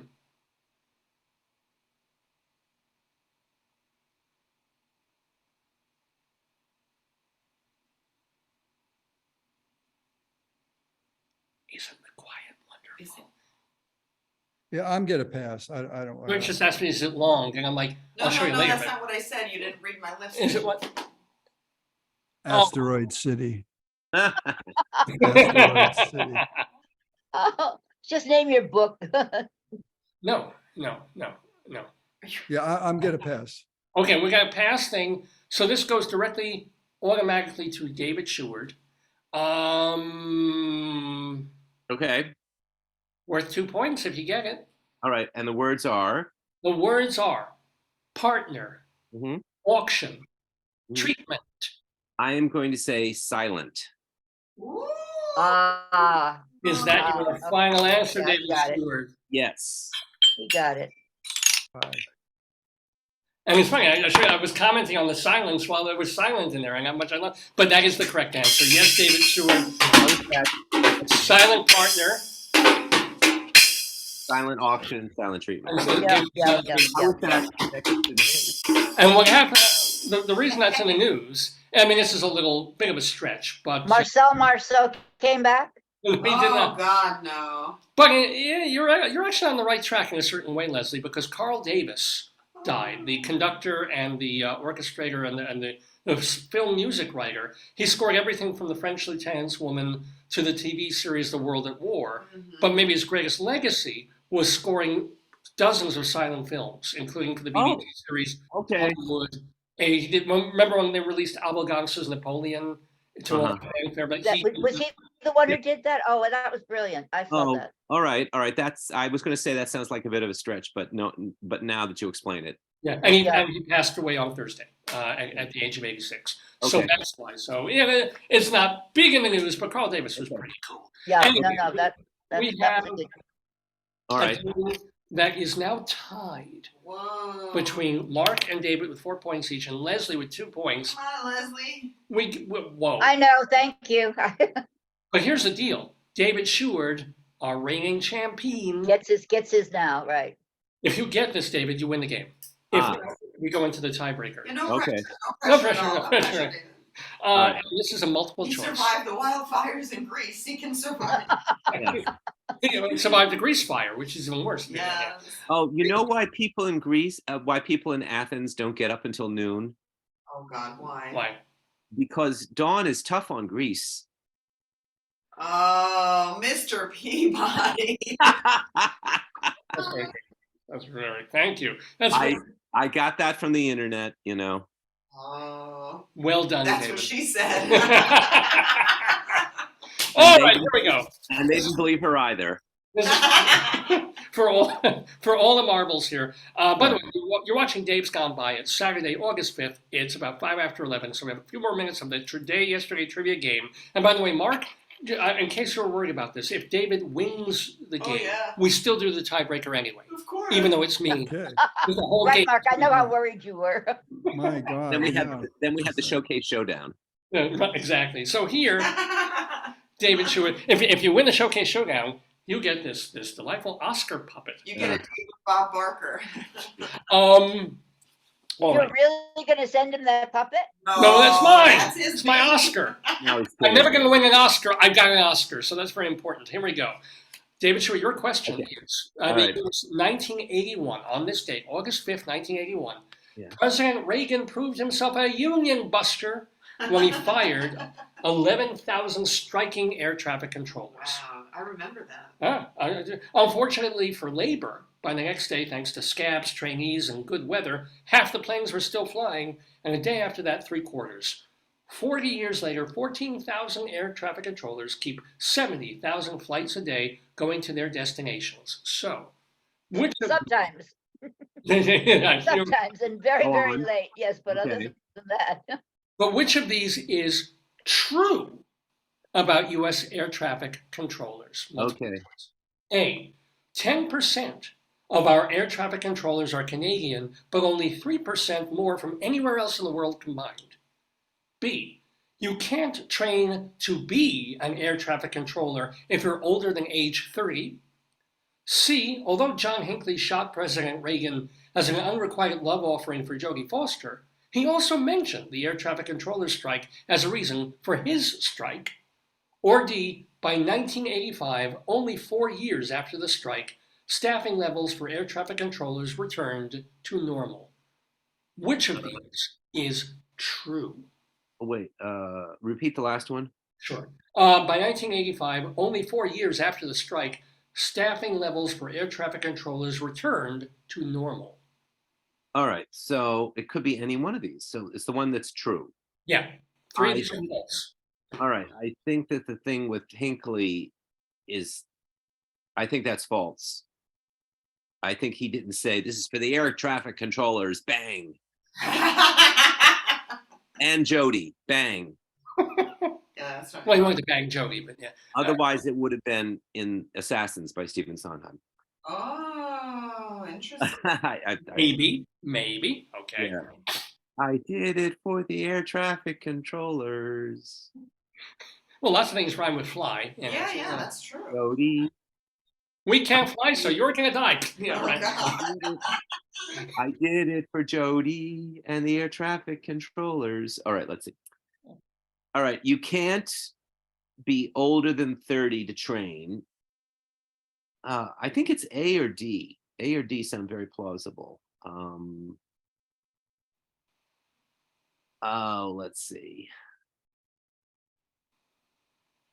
But maybe it's B because that's the one that I think is false, but it sounds, so that might be true. And we've had a B, a D, and an A, B, and a D. So we Well, maybe you've had B and D, David, but some of us haven't gone there. haven't had a C. Yeah, we haven't had a C. But I almost had a C-section, but that's yeah. I think the C is false. So therefore, it's not true. Oh God. Oh, I know that it's very important, and a lot is riding on this. But everything. oh God. Your bragging rights are on the line, David. Yes, I know. The tiebreaker too, so that That's I right, had it, yeah. Yeah. Oh, but let's see. I'm gonna go with.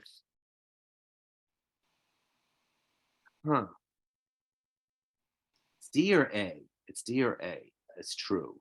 Read the question again, David. Read it. I hate to think that just 4 years later everything was back to normal after Reagan broke the union, which is horrible. Okay,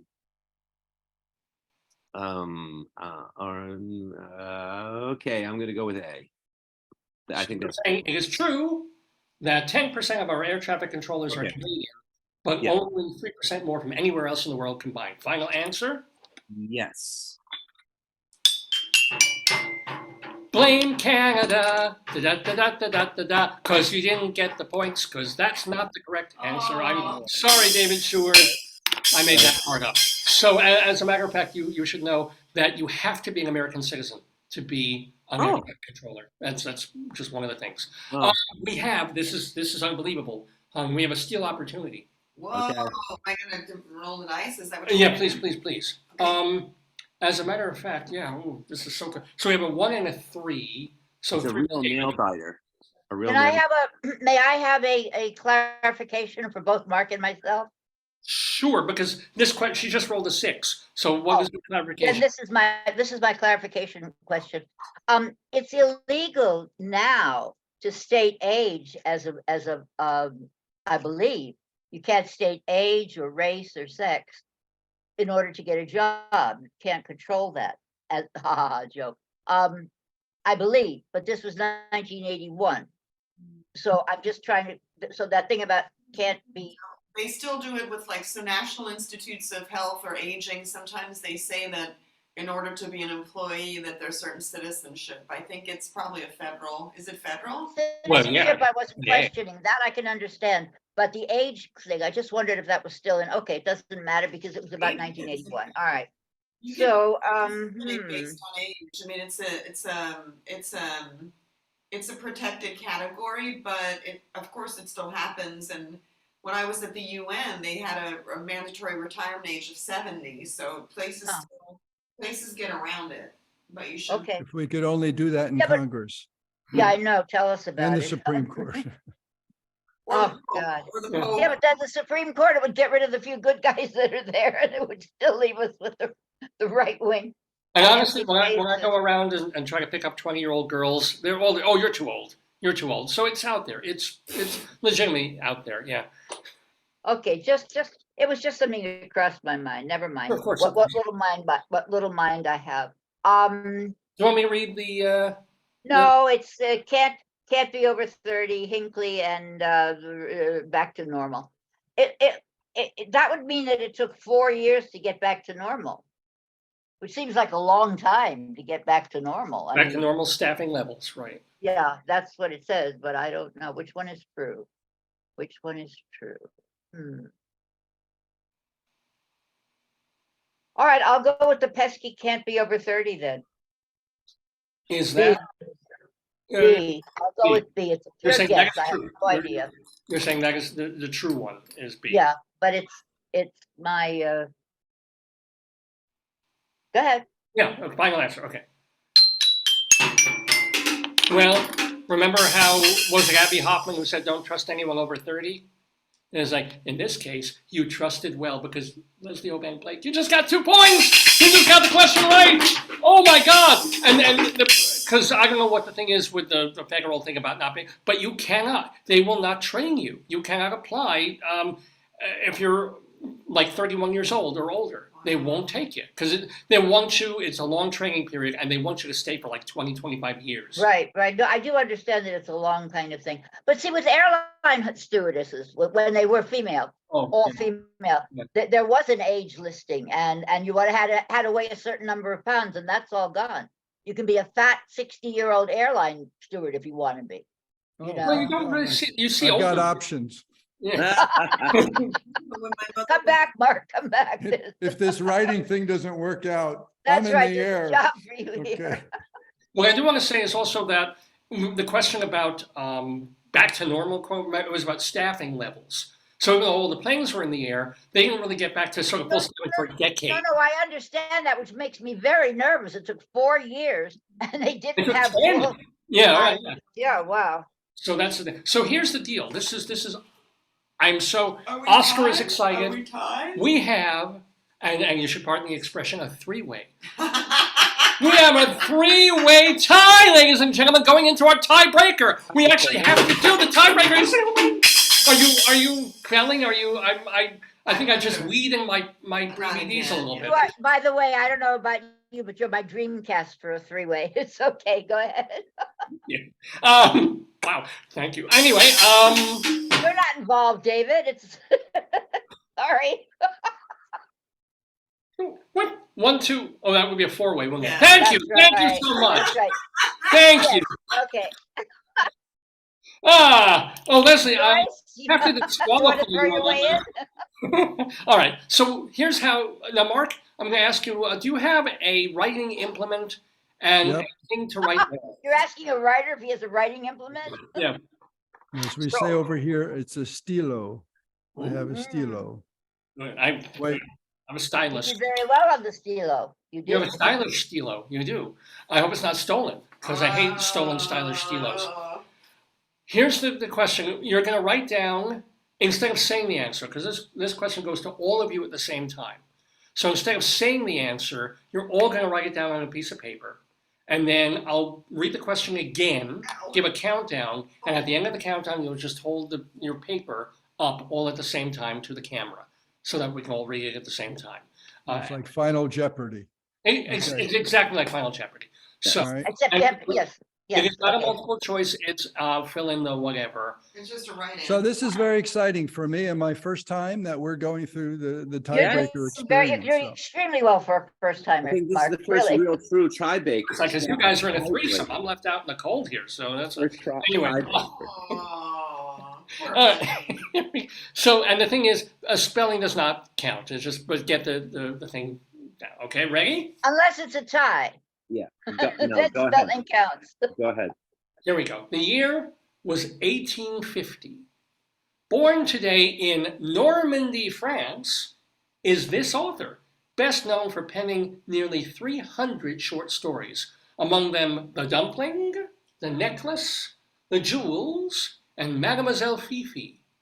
Who was this naturalist writer considered the father of the modern short story?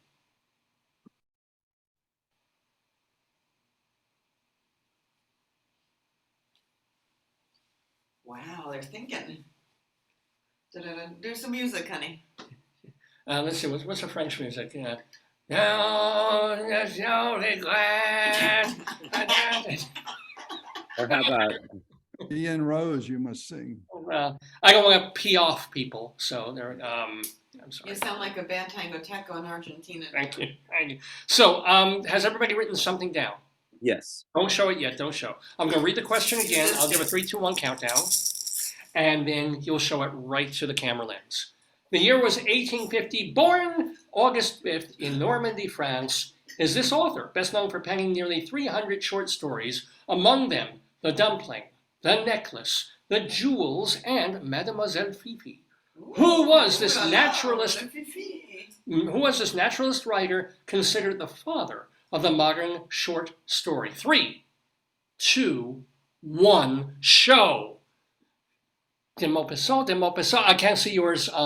Voltaire. No, it's not Voltaire. So we have, for our finale, a tie. It was Guy de Maupassant. So David Sheward and Leslie Hoban Blake take a mutual bow. That is the correct answer. You don't have a backup question. I asked you about that, right? No, I don't. So we can have a tie. It's okay. Yeah. I should have had a backup, but I don't, unless you want to. Asteroid City. Choice, while Joyce is looking for a backup question, let me tout all of what you guys are doing also. And by the way, you guys weren't here for the interview with Rabbi Saul Solomon, but Mark lives in the town where Moliere wrote The Misanthrope and a bunch of his other plays. Ah, They say he was born here. Jean-Baptiste Paquin was from Paris, and Prince Conti sponsored him to come down here in this, where they say Moliere was born in Pézenas. Very cool. It's about 8,500 people here. It's a cobblestone. It's just a very cool little village. Okay. And you live there exclusively? Yep. what's the name of the Wow. village again? Pézenas. I know. I was like, never. Pezenas. That sounds like Peasantville. It's like in English, it would be Peasantville, right? Poor people land. P-E-Z. Oh, no. Oh, not, okay. all Pézenas, right. they say, was a fish pond is what one of the stories. Right, yeah. Oh, sounds wonderful. As opposed to a Anyway. Pez dispenser now. But I have a quick trivia question that Joyce was kind enough to find for me. So you guys will all take part, even though Mark, I'm very sorry you did not win the game.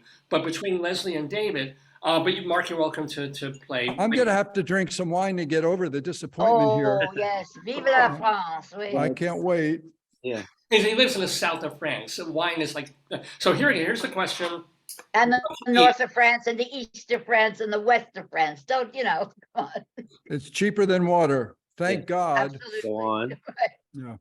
Now I will spell it because it could be confused with something. What is cynophobia? Cynophobia. CYNO. Phobia. Sino. What is it? What is it? I'm not gonna say it. Who knew? I didn't know. Oh. It's a good question. We live and learn. We live and learn. So when you guys are ready, let me know. Just give me a nod. I'll read the question again. Give it 3, 2, 1. Blah, blah, blah. All right. I can't think. Okay. All right. I had something. What is cynophobia? 3, 2, 1. Fear of eyes. Very good. Fear of blue. Mark, did you come up with Fear one? of cinnamon. I thought you were going to say fear of Chinese people because, cynophobia. That's why you spelled it. I know. That would have been my first guess. No, it's dogs. Oh. Really? Yeah. Oh, Sino has nothing to do with dogs. What, CYN? I never. Oh. Want another one? Do you have time for another one, or should we just close? We didn't. None of us got it, so we're going to leave it at a tie. We'll leave it at a tie. I can live with that. I want to thank you guys so much for being with us. First of all, Mark Steven Porro. Everybody get his book, A Cup of Tea on the Commode, all about looking after his mom for about 3.5 years. Oh dear. You'll laugh and you'll cry. A lot of laughs in there. So it's not all sad stories. It's a lot of, she was a very funny lady, and I inherited some of those genes. So it worked out pretty well.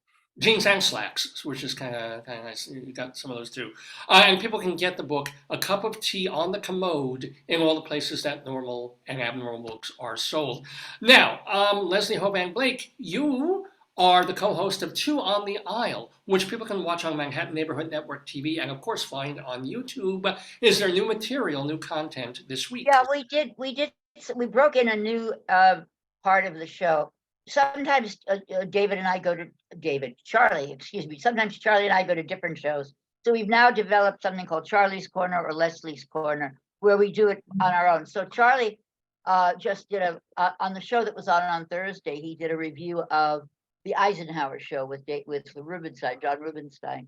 And which I am not able to see because it has stairs going up and then it has stairs going down to the bathroom. And so I just don't go to that theater, St. Clements, anymore.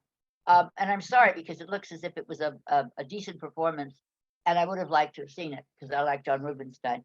So that's a new feature that we have. We got our new show up with the last of the old shows that had never been seen. So I think everything on there has either closed or is about to. And I keep telling him we can't do that anymore. So I'm hoping we don't. That's number one. Number two, I just went to see, and I'm sure David did as well. I went to the opening night of Back to the Future. And I'm sorry, I'm laughing. Have you seen it yet, David? I'm seeing it next week. Oh, so let's It's keep still there. Okay, right. on what we thought of it, and then everybody can say what they thought of it. Leslie, I'm It's seeing your face. the best part of the show was they had Huey Lewis come out live at the end. Well, that's and new. And the last 4 songs were all Huey Lewis songs. Okay, that was the best. All right, but for a lot of people, seeing Neil Diamond in the flesh on the opening night of A Beautiful Noise was kind of. Well, I'm sorry, I take that back. The best part was the DeLorean and Huey Lewis. And Huey Lewis is not going to be doing it every night. No, I don't think so. Just did opening night. Yeah, they did a real opening night. Everybody came out and said, "Gee, I'm so glad I had something to do with the show," kind of thing. Mm-hmm. And they brought Huey Lewis out, and poor Huey Lewis, who has gone deaf permanently because of playing so close to the drums and whatnot. He was the poster boy for a while when he still had some hearing for hearing aids that my son used to be involved with. So, I could use one. My son was a hearing aid specialist, and they got Huey Lewis because he was a sexy model for hearing aids. Because everybody thought, if I wear a hearing aid, I'll look old. But Huey Lewis didn't look old; he looked sexy wearing a hearing aid. That's the which is unheard of. Okay. Yes. Ha ha ha. Ha ha. David Sheward, you had that wonderful trip 2 weeks ago. Must feel like a million years ago already that you went back to New York. I hope you stay away from Union Square. So what have you seen? What have you been writing about? Well, let's see. My last published review is The Cottage, which I saw last week. You had a wonderful time. 2 weeks ago, actually. Yeah. Yes, I really enjoyed it. And the next thing will be Here Lies Love, which I just saw on Wednesday. So I'm working on the review of that. Next week is The Shark is Broken and Back to the Future. So I'll have reviews of that. And on the David desk, I have announcements about what's coming up to Broadway next season, including the transfer of the revival of Spamalot, and the musical of The Notebook is coming. Oh God, no! Tell me no. Oh, Tell me no. Oh Jesus. That's being if they do The Notebook, that will just send me on a spiral. And that's going to be small city. That The Notebook is going to be. Well, oh God. It was in Chicago, and it got decent reviews, so they're bringing it in. But at least it's a new score as opposed to a jukebox musical. Because The Notebook Back to the Future is not a jukebox musical. It's an original score until you get to Huey Lewis. And I also have a piece on last week I did Carol Burnett's appearances on the Tim Conway show with Harvey and Harvey Korman's appearances. And this week I did a blog on Carol's specials that she did outside of her variety series, including one she did with Lucille Ball and Zero Mostel, another one she did with Julie Andrews, and one she did with Whoopi Goldberg and Robin Williams and Carl Reiner. Can you tell us where to find them? At David Desk, if you go to blog, David Desk, David Desk 2. No, I know that, but do you give us a link or they don't exist? Or you can watch these things, or you can watch them on DVD. I'm sorry? They're on YouTube. And I say, okay. I will look for Whoopi Goldberg. That would be fun. Yeah, that's on. You can find that on YouTube. Okay. And she also did one with Scott Bakula and Michael Jeter and Tony Bennett. Whoa. Passed away, and Barry Bostwick. Cool. Wow. Well, remember that you can read David's blog about Carol Burnett and others, his basic blog at The David Desk. Just Google that. And you can read his reviews at culturaldaily.com, theaterlife.com, and totaltheater.com. They will publish the same reviews that he writes every week. And it has been absolutely just so delightful to be chatting and playing with Mark Steven Porro, David Sheward, Leslie Hoban Blake in the Daverhood. Congratulations to both Leslie and David for being our champions this week. Double crowns. Have a wonderful week. We hope to see you back. And everybody wave and kiss, and because I gotta let you go one by one. I still have this little crown that I use as a finger puppet. Welcome to the Daverhood, Mark. Thank you. And got that. This is a baby crown that was sent inside the big crown originally, and it has my initials on it and the date. So I'm keeping That's your that. permanent. That's your keeper. That's my keeper. I'm just going to add today's date to it. No, you're good. That's a good idea. She's a tie. but you have to good, but I'm not. It's okay. No, that's special for that particular day. Thank you, Leslie. Have a great week. We'll see you. Thank you. Take care. I like that idea of adding the date. I think that's a wonderful idea, honestly. I like that. And then, everybody, like it's probably like one of those belts, like the wrestlers or the people where, like, you get the belt. Like at the Nathan's thing, I wonder if they the mustard belt. I wonder if they give the same belt and they probably just give a new belt. They don't. No, it's a brand new. No, you keep that. That's true. No, but like when like a trophy. The American Theater Critics. Yeah. No, we got the idea. I'm sure from the American Theater Critics when we would go to a conference and there was the Atka hat. Oh yeah. And the person who was running the conference, they would get the hat for a year. Yeah. And they would put something on it from that particular city. And symbolizes their place. Yeah, that's true. So that was kind of like if Louisville, they put a little baseball bat thing on it. And so I have to get the construction paper. I'll make more crowns. we have a ton of construction papers. So we're you need to get on that, Joyce. I do. Really do. Anyway, it's oh my God, it's 11:30 already here in the Daverhood on this Saturday morning, August 5th, 2020. Oh, it smells like poop. No, just because this is the fake poop that I like that blouse. It's very pretty. Yeah, isn't this? It shows up really well. The buttons are like different tone. I like that. Yeah, they look like their buttons are like two-tone. I like it. I didn't see that. Yeah. Yeah. Oh, they show up really. Yeah, they're nice. Yeah. Well, I've been getting all these lovely shirts from like Marshalls and Kohl's and Even the lady on the line was like, "Where'd he get that one? That's really nice on him." I was like, "He got it at somewhere." Yeah, isn't that nice when you're Yeah. not the shirt I was holding, but the shirt I was wearing. No, when you were wearing, because she yeah. said, "Where'd you get that one?" I like it a lot. It looks good on him. I said, "No, that one." She said, "I'm looking to buy shirts for men," and I said, "Yeah, I think that we got that in another store, but." We got in a discussion, yeah. Well, yeah, the very fact that a woman would say that something looks good on me yeah. always But makes not my day. even, it's better when they don't say it to you, they say it to someone else, because then they mean it. Woman to woman, she's not joshing me. Oh, yeah. Okay, maybe I missed a threesome opportunity You were there. objectified, you were objectified. I'll take it. Yeah. You want to whistle at me? Feel free. Don't grab my ass. Don't pinch my ass. No, that is a little much. I don't need that. What are you doing, honey? You're jumping Okay. around. Oh, I want to take the xylophone away so I have a little room do you here. need help, space? Well, we need tons of space for the wild criminality Oh, boy. that's been going on in northern Now Colorado. that you're a criminal, too. Because, as we always see in the Greeley Tribune newspaper, all sorts of weird things happen in northern Colorado. And the funniest, weirdest ones that are phoned in to the police department go into a column called Cop Log that is published every week in the pages of the Trib. So we love this column. I've been reading it for years. I've been sharing some of these with you, week after week. And so that's what we're going to do today. We have brand new from the past week or two or three. Something fell on this. Oh, we need the horn, of course. There we go. To let you know what criminality, what weird, wild things have been happening in that happening town of Greeley, Colorado. So we're calling our segment, just for old times' sake, Greeley Crime, and Old Times.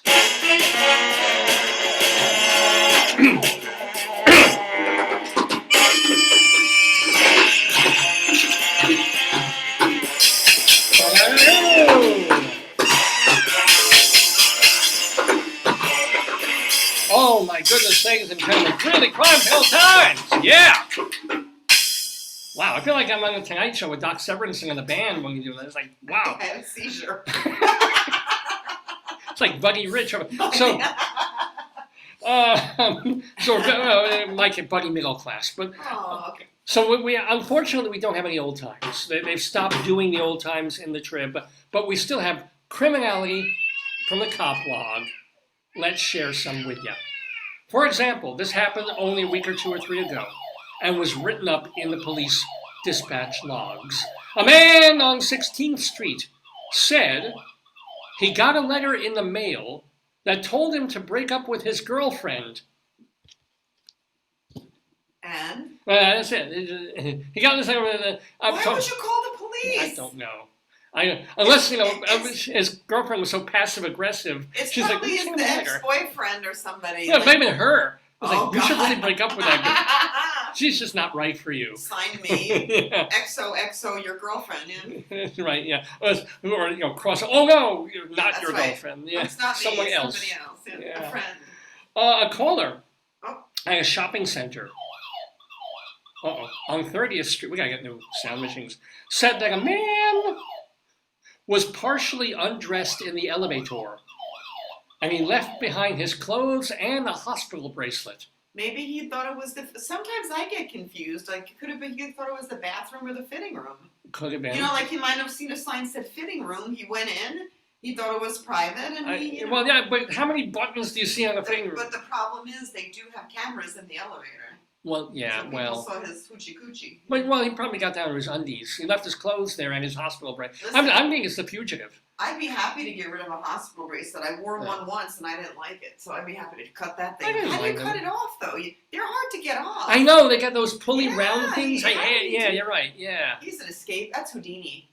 Could have been. Could have been. Houdini. But whatever happened to Houdini, not the Jewish magician Houdini, but wasn't there like a black rap guy? Houdini. Is he? Yeah, whatever happened to him? Yeah, I think he vanished. He disappeared. Houdini did, I don't know, maybe let me have a look. Yeah, I was like, was it WHO? Houdini the rapper. Yeah. Where's Houdini the rapper? According to Toronto Star, Warren DiMargio Jenkins, 21-year-old Toronto rapper. No, that's not him. That's not him. No. Support his family when he was gunned down. No, somebody was dead. That's not. Near King Street on a warm spring afternoon. Okay, let's see. Houdini the rapper from the 80s. According to Wikipedia, Here. Houdini was among the first hip-hop groups to cultivate a high-profile Oh, they were a national group. following for hip-hop music and made significant inroads on urban radio. They were contemporaries of And they did? One died, yeah. Oh. Flash and the Furious Five, Africa Bambaataa, Run Remember, DMC, yeah. The Fat Boys, and Warp 9. Remember, one love, one love. Oh. You're lucky just to have just one love. Oh, rap machine. You'll hit this. So it's Houdini's Houdini. Yeah, but you'll hear this. Yeah, all right. Well, no, don't play. It's been making waves on social media lately. You've probably seen. So they sing this like one love, you're lucky if you have just one love. That's what we're coming. Yeah. I didn't know one died, and that's sad. Well, yeah. It's Houdini, Hodini. Hodini. Rap That's it. Machine. Yes. Rap Machine. They have one song. I won't sing the title Oh, does it of. have They the got N word? 5 minutes of funk. I like that. Oh, that's good. Remember, Big Mouth. She got a big 5 minutes of funk is what you get when you take my pants off and you smell down there. That's basically it. All right, well, let's get on. Oh, honey, this is the perfect day for this. I can't tell you how thrilling it is. You can see how thrilling I Does am. it have a frog in it? Because one of the things, we were on some kind of weird, like, we need stuff this week, jag. So you were in a little tchotchke store and saw this and you said, oh, they're so cute and they're practical. They're utilitarian. Ladies and gentlemen. Uh-oh. There he is. Joyce found this and figured,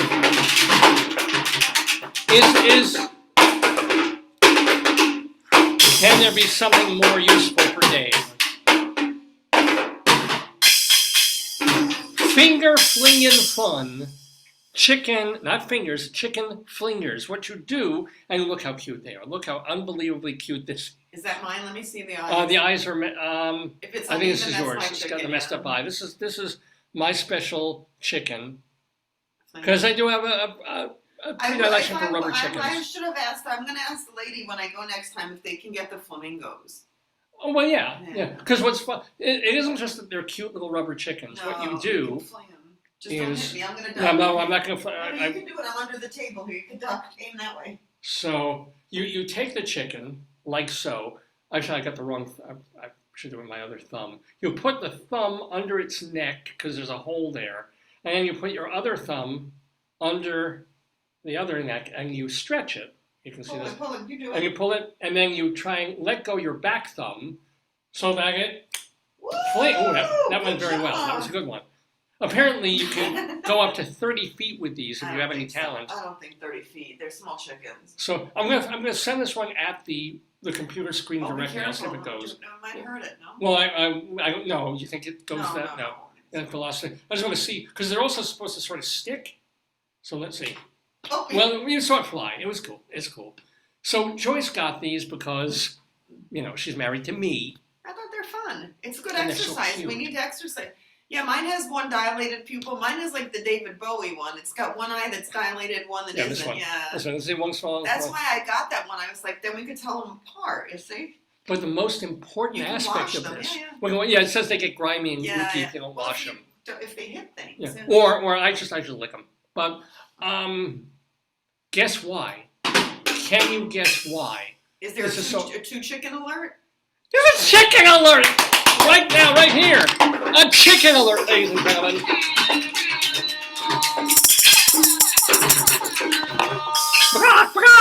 Oh God. Chicken alert just means that our next It means you want fried chicken for lunch. I love the lead in to nothing. to like, oh yeah, it's just a story about a chicken. Chickens got hurt. But we have a chicken alert. I do have a story of somebody who met their husband while they were killing chickens. A farmer met her husband. She was killing. Was this one of the people you interviewed for the? No. Who is this? It was one of a friend. I can't say, but. Oh no names. Go But ahead. Go. so wait. No, I can't tell Was the she story. wandering into a yard and there was a guy slicing No. chicken necks or what? No, No. she was at her farm and she met a man who was doing something in the neighboring farm and liked the way she killed the chicken. And if he was living alone, he's probably choking his chicken quite a bit. But anyway, Go ahead, what's the alert? this is Stray chickens, loose chicken? and this happened at 5:15 I p.m. in thought the you were afternoon. going to say it's frogs because we're going to go to the pet store. Oh, we are, but no, this is a chicken alert. We don't have frog alert. We have a chicken alert. Why not? A caller near 23rd Avenue spotted a rooster roaming the area near the railroad tracks. He's up to no good. This, by the way, made the newspapers. That's the beautiful part of Nothing it. good happens with a rooster roaming around the tracks. Well, yeah. That's not, Maybe he was you know why? Because they hated hobos, so maybe he was a hobo rooster. Oh, he could have And been. remember, a lot of the old times were like rousting hobos, hobo camps, hobos on the train. Yeah. So maybe he had someone who was afraid he was gonna be a hobo. Well, this one can't rooster like he used to. Ha ha ha ha! Ah, ooh, ooh, ooh, ooh.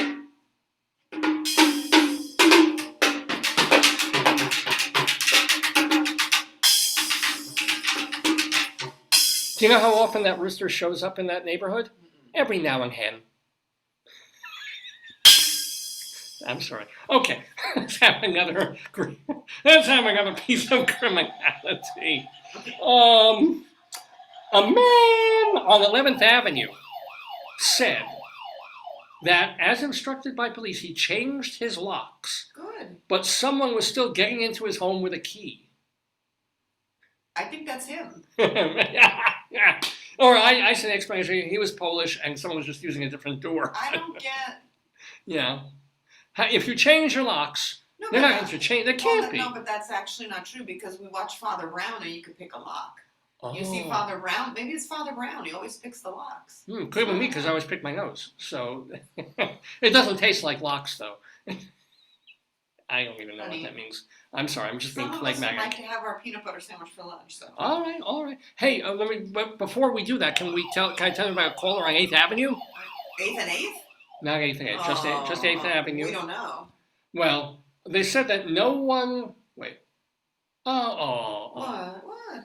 A caller on 8th Avenue said no one who lived on the property was claiming 4 ducks found in a small bin with no food or water. Oh, not only is that pathetic, it's pathetic. That's a wisecrack. Oh, everybody duck and cover. All right. Hey, let's do some elsewhere. Because when we do, especially since we don't have old times anymore, we'll find a story or two from not Greeley, Colorado, not even northern Colorado, anywhere else in the world where weird stuff is happening. For example, New York. Mm-hmm. What the hell is happening there was an LIRR derailment. I didn't know that. Yeah. Or in Jamaica, right near Jamaica, Queens. Not like some in Yenhamsveld. A couple of people were hurt, and nobody, I think, badly. What does it mean? It just came off the Yeah, tracks? it comes off the tracks. Ay. It never, the one thing about it was late all the time. It was annoying. You never used to be air conditioned. But back in the day, in the 70s and 80s, you never had an accident. You never had a shooting. Amtrak used to crash a lot. They called it crash. Yeah, Amtrak, yes. LIRR was safe and sometimes insanely crowded. So but it what was, happened? Did you? I haven't even had the time to look at that. But that's not even what I'm. Did you hear about what happened I don't know. yesterday I did not. in Union Square? It's all over the world news and stuff. Unbelievable. What? But what makes me mad about all this is why doesn't this show, which has been on for 20 plus years, 906 episodes. Yeah. Why don't I have this kind of influence and reaction? Oh. Why doesn't this show cause what happened in Union Square yesterday? Chicken alerts, I think. Yeah. A full-scale riot broke out. Oh my God. What's a full-scale riot? Well, remember when we used to go to Union Square for the farmers market? Yes, and they had the little books. Strand Bookstore had a little stall. They had honey, Petco. We used to go to the Darrell Roth, the Union Square Theater. Lovely. Yeah, well, have you ever heard of a guy named... Starbucks ran a latte or something? Was that like... Remember, a guy named Kai Cenat. Does this name ring a bell at all? Is that the Shub's family member? Kai Cenat? Kai, right? Oh, not Kai. I don't get Kai, the Shubs. They have the. Oh, no, I mean, Shiaporn? Yeah, That's a Thai guy. Yeah. This is a guy, Kai, Kai Cenat. How do you He's spell an influence guy, Kai. Second name Cenat. it? Kai Cenat. Got Tyson. Wow. Kai. Right, and next word. American YouTuber. Yes, and Twitch. I forgot even Twitch Riot? existed. Yeah. So he told his followers, hey, come down to Union I Square. don't understand. I'm going to give away PlayStation 5s. Oh, you can't say things like that. People like that. Oh, he did. I don't know how many he had to give away, but more than 2,000 people showed up. He does marathons. That's why they like him. Marathons in terms of performances? Yeah.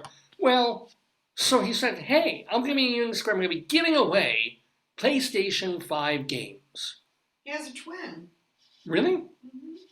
Wow, he's a Thai Tanat.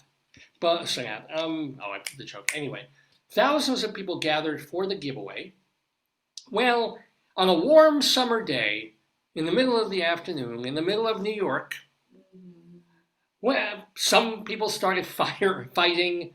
Others started throwing fire extinguishers at each other. Where they got fire extinguishers, I have no idea. There's no place in Union Square that they have that. And no, they just gathered. They just gathered in that whole area. That's very bizarro. Still other people started tearing at construction barriers, saying, you know, F the NYPD.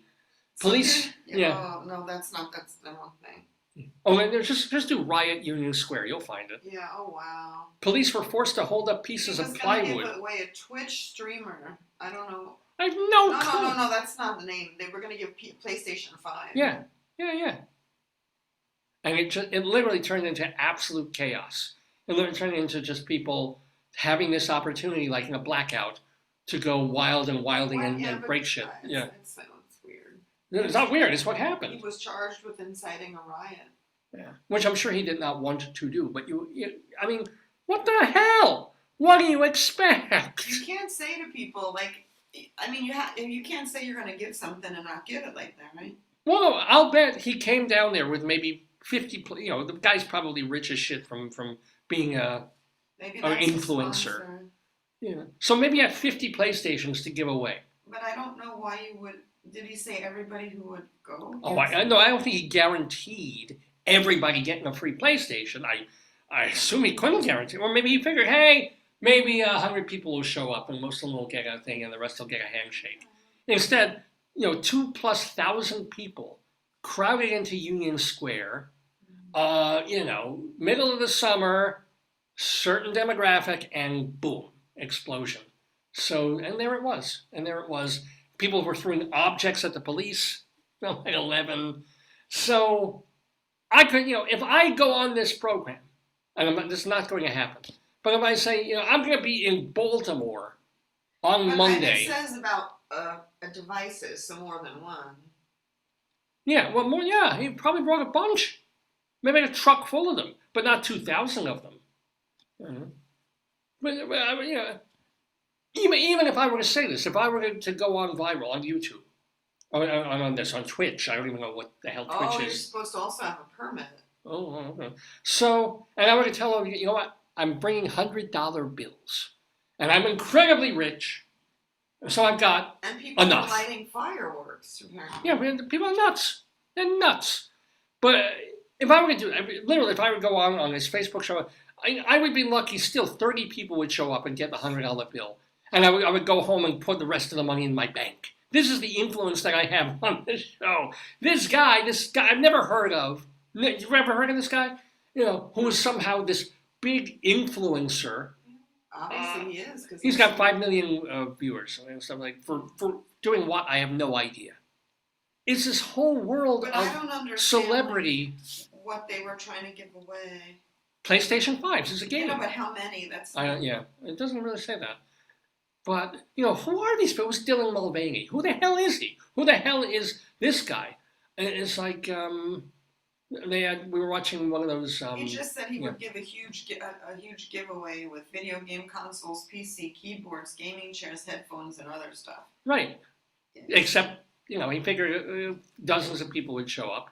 Instead, he got the Fire Festival. Or it's just, it's nuts. And it happened yesterday. And it kind of, again, I'm surprised because most video gamers I don't think are very live in the real world. They seem like they're just sitting playing video games. Yeah, right. They wouldn't be violent. They wouldn't be causing fights and throwing fire extinguishers at each other. That's interesting. I wonder what. I guess if you're throwing a fire extinguisher, you're trying to foment violence. Huh? Thank you ever so much. So that's what New York is turning into, ladies and gentlemen. On a perfectly lovely Friday afternoon in the middle of Greenwich Village. It's like, yeah, tempted to visit, but considering the railroad and the situation, I don't know. Anyway, we have another elsewhere. This is a story out of Helsinki, Finland. The deputy mayor of Finland's capital, Helsinki, is facing possible legal action, a fine, and calls to resign. Why?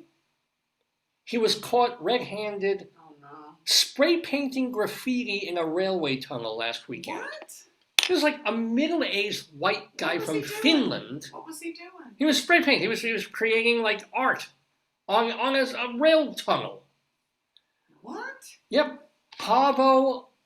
What did he say? What was his rationale for that? Yeah, let's see. Paavo Arhinmäki is one of the 4 deputy mayors of Helsinki. He and a friend were caught by guards in a rail tunnel in eastern Helsinki last Friday, just after they had completed graffiti that was inspired by New York City 1970s subway art. He fancies himself as an artist. Damages were estimated at about $4,000. Well, why was he doing it? Just for the heck of it? I don't know. Okay. I mean, I don't know if mayors don't have dispensation to behave like criminals. He should have just got a big like a wall and painted it. He could have put up a thing behind their version of Gracie Mansion, Helsinki Mansion, with like a big old screen and been like boom, boom, boom, boom, boom. And look, I'm your mayor and I do this. Instead, he goes into a subway tunnel. I think there'll be more story coming out of that. Yeah. Most of that he needs therapy. There's something going on. It's not. Anyway, let's go back to. I feel like let's go back to the real world of Greeley, Colorado, and what passes for crime there. For example, a woman on 10th Street. This would be criminal if it were true. On 10th Street, said she thought a man broke into someone's house, stole their items, and started selling all their stuff on Facebook. Oh wow. I think that's called divorce. That's good. And a caller on 6th Street. Remember, they're calling the police. Okay. The caller on 6th Street reported a middle school girl was excluding someone from her friend group. What? Yeah. They called the police. Yeah, I know, I understand that. Because this girl who was probably, 8? Or middle school, I don't know. 9? Why would you call the police? Well, this is in some ways a hate crime. Why don't you just call there's a thing called the principal, right? Don't schools have... Yeah. Why don't you just let children work out their shit? And one girl's always going to feel lonely and unwanted, and that's her life? Why don't you just have them call the principal? Or a parent or son. I don't get it one bit. This gets weird. This one. Oh God! Now it's getting weird. Okay. Now it's getting weird. This one I like this one because there's something so off about it. There's nothing right about it, although there's nothing you can pinpoint that's really wrong about it. A caller on 41st Avenue said 2 men walking around the neighborhood came to her door. Yeah. One asked if her nephew liked soccer, and if he could show him where the soccer field was. The other man asked if he could spray for bugs. This is why you don't open the door. That's an interesting combo. Yeah, it's I like. don't know how they go together, but they should have rehearsed their. And I can't tell from the story of whether the guy was asking directions for the soccer field or if he wanted to show the kid where the soccer field was. That's very vague. I don't know. Yeah, and then the other man wanted to spray for bugs. Well, there you go. Yeah, it's some things just bug me, ladies and gentlemen, and certainly one of them isn't doing gritty crimes and old times. Mr. Horace Greeley was no fool. Oh, no, he wasn't. I'm sure that you'll I agree do. with me that Greeley was no fool. But he is getting at his best. Mr. Greeley was no fool. Yippee-yi! Yippee-yi, yippee-yi, yippee-yi, yippee-yi, yippee-yi.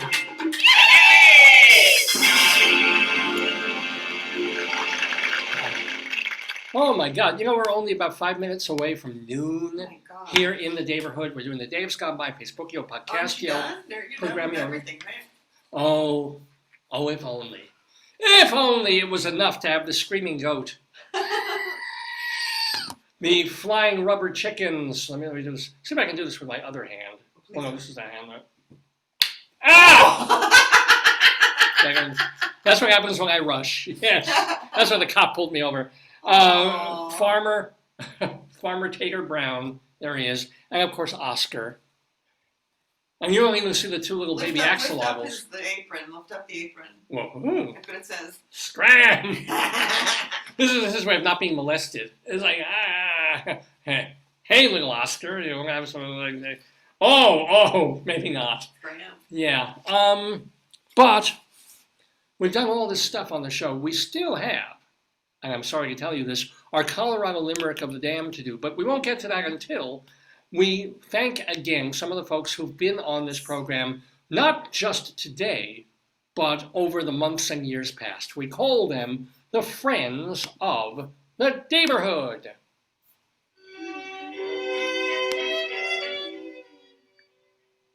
So here's the deal. First of all, thank you so much to Mark Steven Porro, who was really in the Today Yesterday trivia game. He was right up there.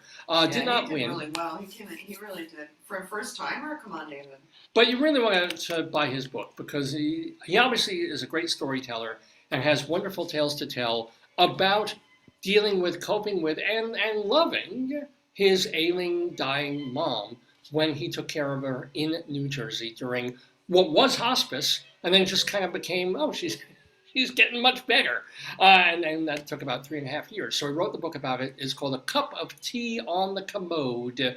A Cup of Tea on the Commode, which you can find on Amazon and all the usual And he Kindle stressed places. a lot that there's funny stuff. Oh yeah, it's not just wah sad. Has to go to the bathroom, has to do this, no. It's fun and true, and his story, and he gets to live in the south of France, in that house. Anyway, we are delighted that Mark Steven Porro was on the show today and is a friend of the Daverhood. We're also thrilled that Rabbi Sal Solomon did that interview. For more about Rabbi Sal Solomon, go to his website, shalomdammit.com, DAMMIT, shalomdammit.com. If you want to read and hear his rabbinical reflections, they're mini sermons. They take about 5 to 10 minutes. They're really, really fun, and there's bunches of them. Also, you can watch his stage show. It was filmed. You can see it. It's all there at shalomdammit.com. And David Sheward, read his theater reviews in totaltheater.com, theaterlife.com, culturaldaily.com, and read his blog, The David Desk. And watch Leslie Hoban Blake on Two on the Aisle on their YouTube channel. Now, those are the folks who've been on the show today. What about people who've been here before? For example, just in the past couple of weeks, David Sparrow was here. Remember, he managed all those bands. He managed the Eagles, or Joe Walsh of the Eagles and Cat Stevens. Well, David Sparrow has just been inducted into the Personal Managers Hall of Fame.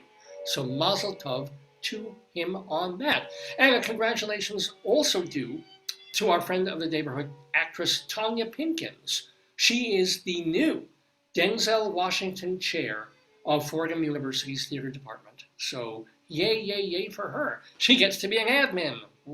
Let's see.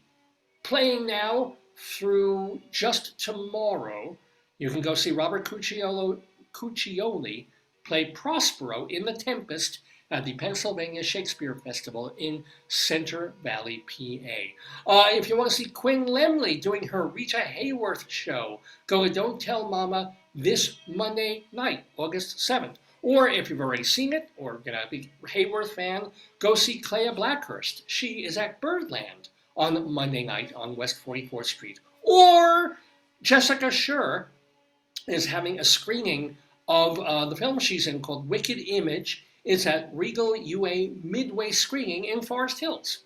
So if you're in New York, you can go see that on Monday night. Where that is. Yeah, the Regal. Queens Boulevard, Yeah.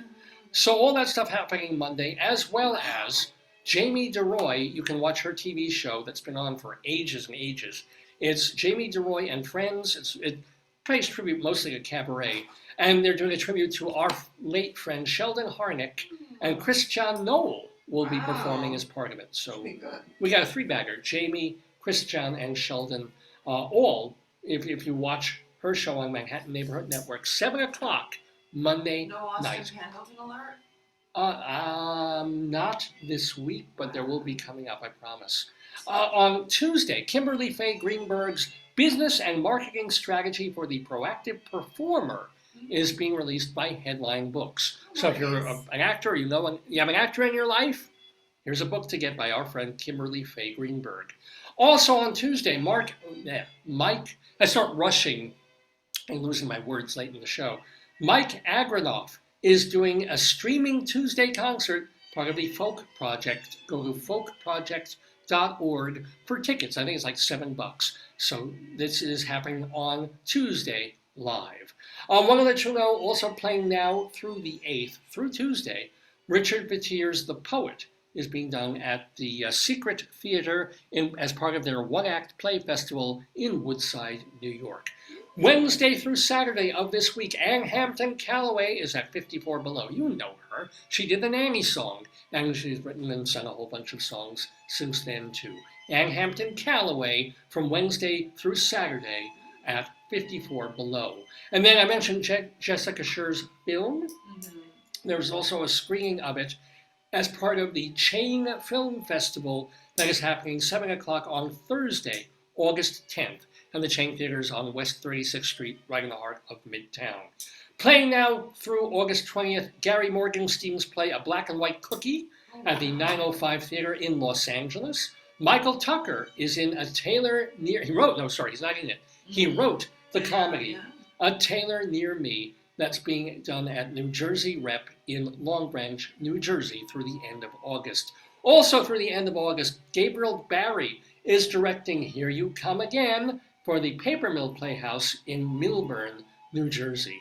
Tova Feldshuh is on Broadway in Funny Girl. You got one more month to see her at the August Wilson Theater. Lilius White is in Hadestown at the Walter Kerr.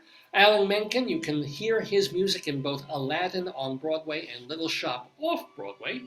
K.T. Sullivan, see her cabaret on Tuesday nights at the Algonquin. Seth Bisson-Hirsch does his variety talent show at Don't Tell Mama, also on Tuesdays.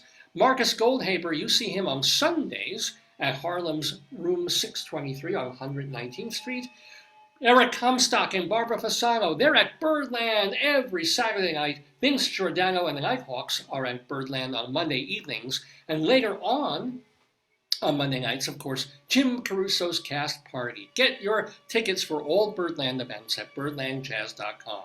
I want to just remind you that StageBuddy.com is a wonderful website of New York stage and theater and restaurant life that was founded by our friend Evan Seplow. Dr. Demento, doing new and old Dr. Demento shows at drdemento.com. Vicky Quaddy does Late Night Catechism and other shows at the Greenhouse Theater in Chicago. And those, my friends, are the friends of the Daverhood.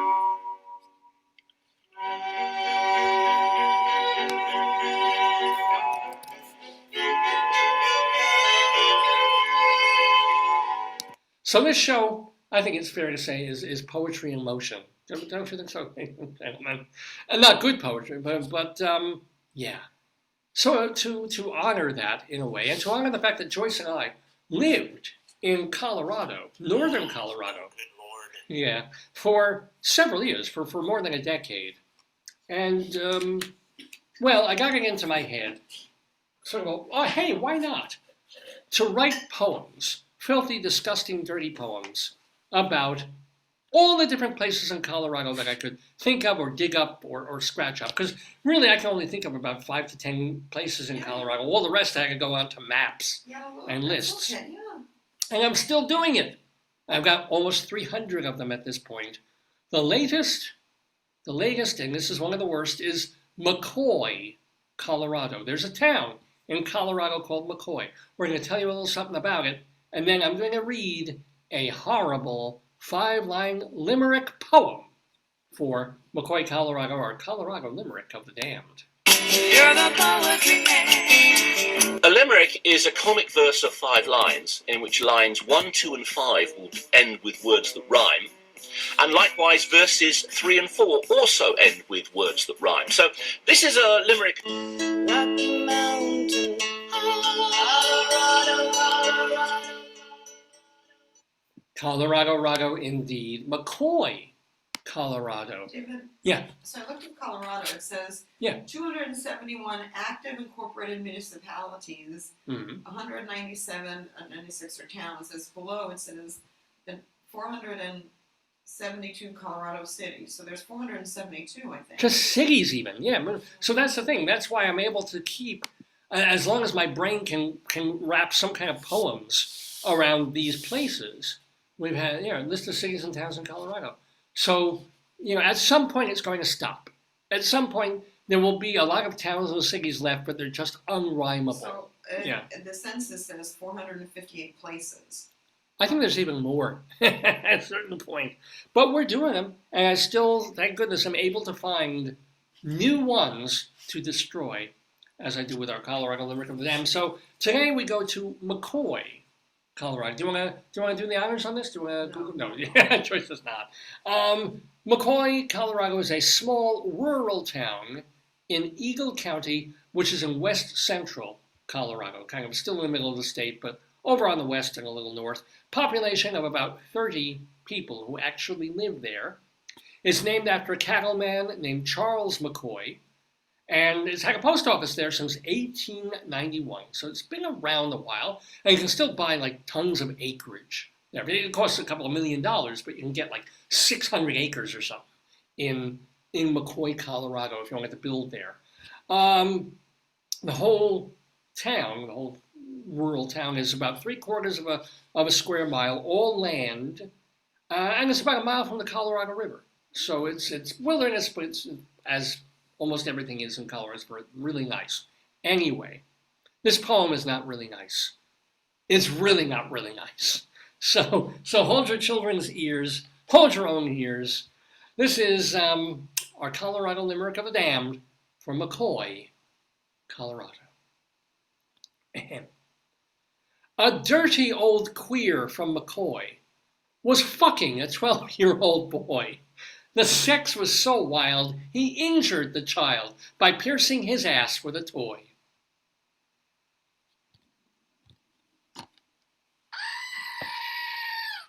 Yeah, that's one of the worst I've ever done. It has everything. It's got a bad word in it. It's homophobic, and it involves rectal piercing. And pedophilia, and a child. It's got everything, ladies and gentlemen. If only it could be racist too, it would be like the perfect Colorado Limerick of the Damned. I'm not proud, but I am proud. Ladies and gentlemen, if you want to complain, email me, davesgoneby@aol.com. davesgoneby@aol.com. Please send me your email, send me your messages, send me your thoughts, your recommendations, your insults, whatever. I try to read everything that I get. I can't necessarily respond to everything that I get. Thank you very much. But davesgoneby@aol.com.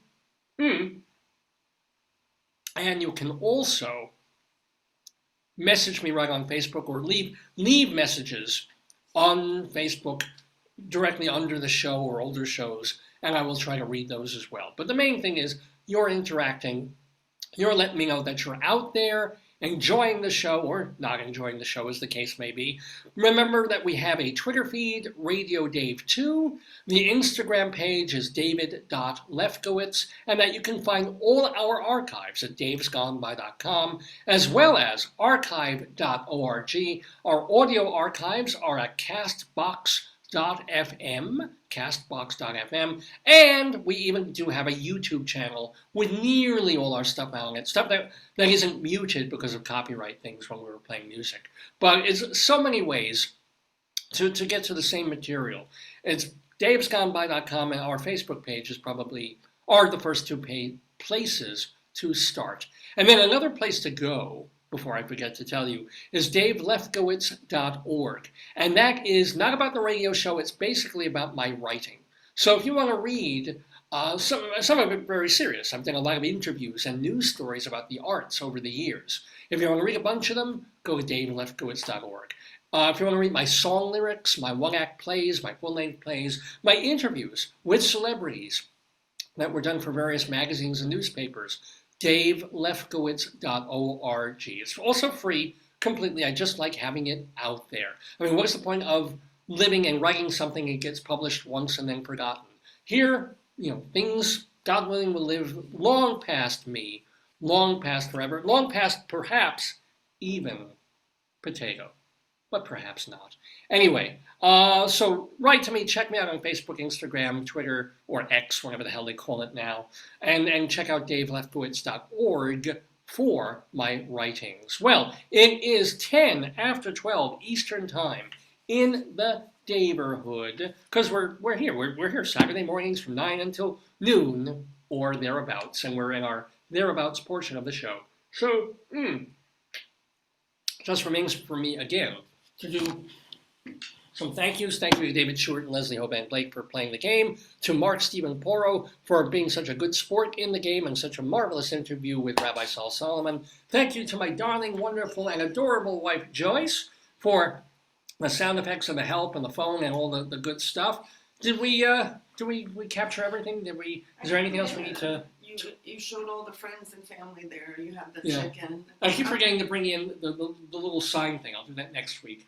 Yeah, we can change the number. We can change it to like something. Yeah, we can totally do that. And we have the little axolotls over there that didn't make an appearance on the show. Before, it's just that we have a buddy for him. So. And we do have Oscar, our brand new little Oscar He's friend. He's adorable. I like him. He's got that monobrow.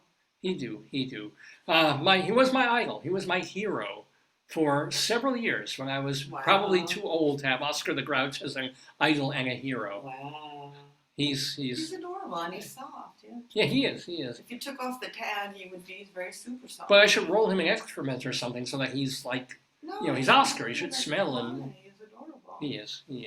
So thank you for getting me this. This is a beloved thing here. Thank you for the chickens. Let's do one more fling before we end our fling this week. By the way, I found a good show. What? It's called The Finch. It's a Netflix show about an Australian lawyer gets divorced. Her dad was a Supreme Court judge in Australia. Yeah. And she goes to this really low-end lawyer thing. Yeah. And she just gets banned from the coffee shop because she says the guy's talking too loud, but he was the owner. You'll like it. Yes, that sounds cute. Watch it during you. Yeah. Before I fling my chicken. Yeah, and also I play with this toy. I want to let you know we will be back next Saturday, August 12th, with the 907th edition where we have as our guest cabaret performer. Let me make sure I read this right. We have Stephen Holbrook. Oh wow! Stephen Holbrook he's been at this for many years, an acclaimed cabaret singer and performer. Stephen Holbrook will be the guest on next Saturday's Dave's Gone By, number 907. I can't believe that. Wow. In the Daverhood. So everybody have a fine and fabulous week. Stay cool. It's actually been much nicer weather now. So and it's time I'll see the temperature to fling the chicken, ladies and gentlemen. Thank you. Where's the other one? You want to fling it at me? He's here. No. You do it. Okay, he's here. I don't want to fling. You fling it at the screen. I don't want to hurt you. All right, here we go. I'm just checking the weather bookie. In goes the thumb. says 78 degrees. That's not Yes, bad. it's nice. It'll be low 80s today, but overcast. So it's really quite nice out. Okay, here we go. Let's see.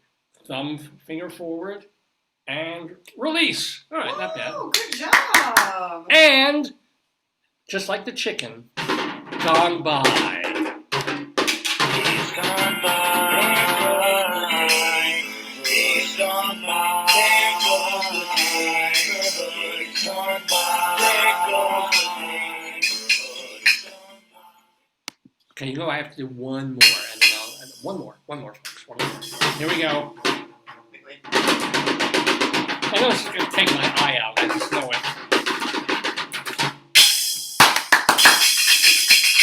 See you next week and gone by.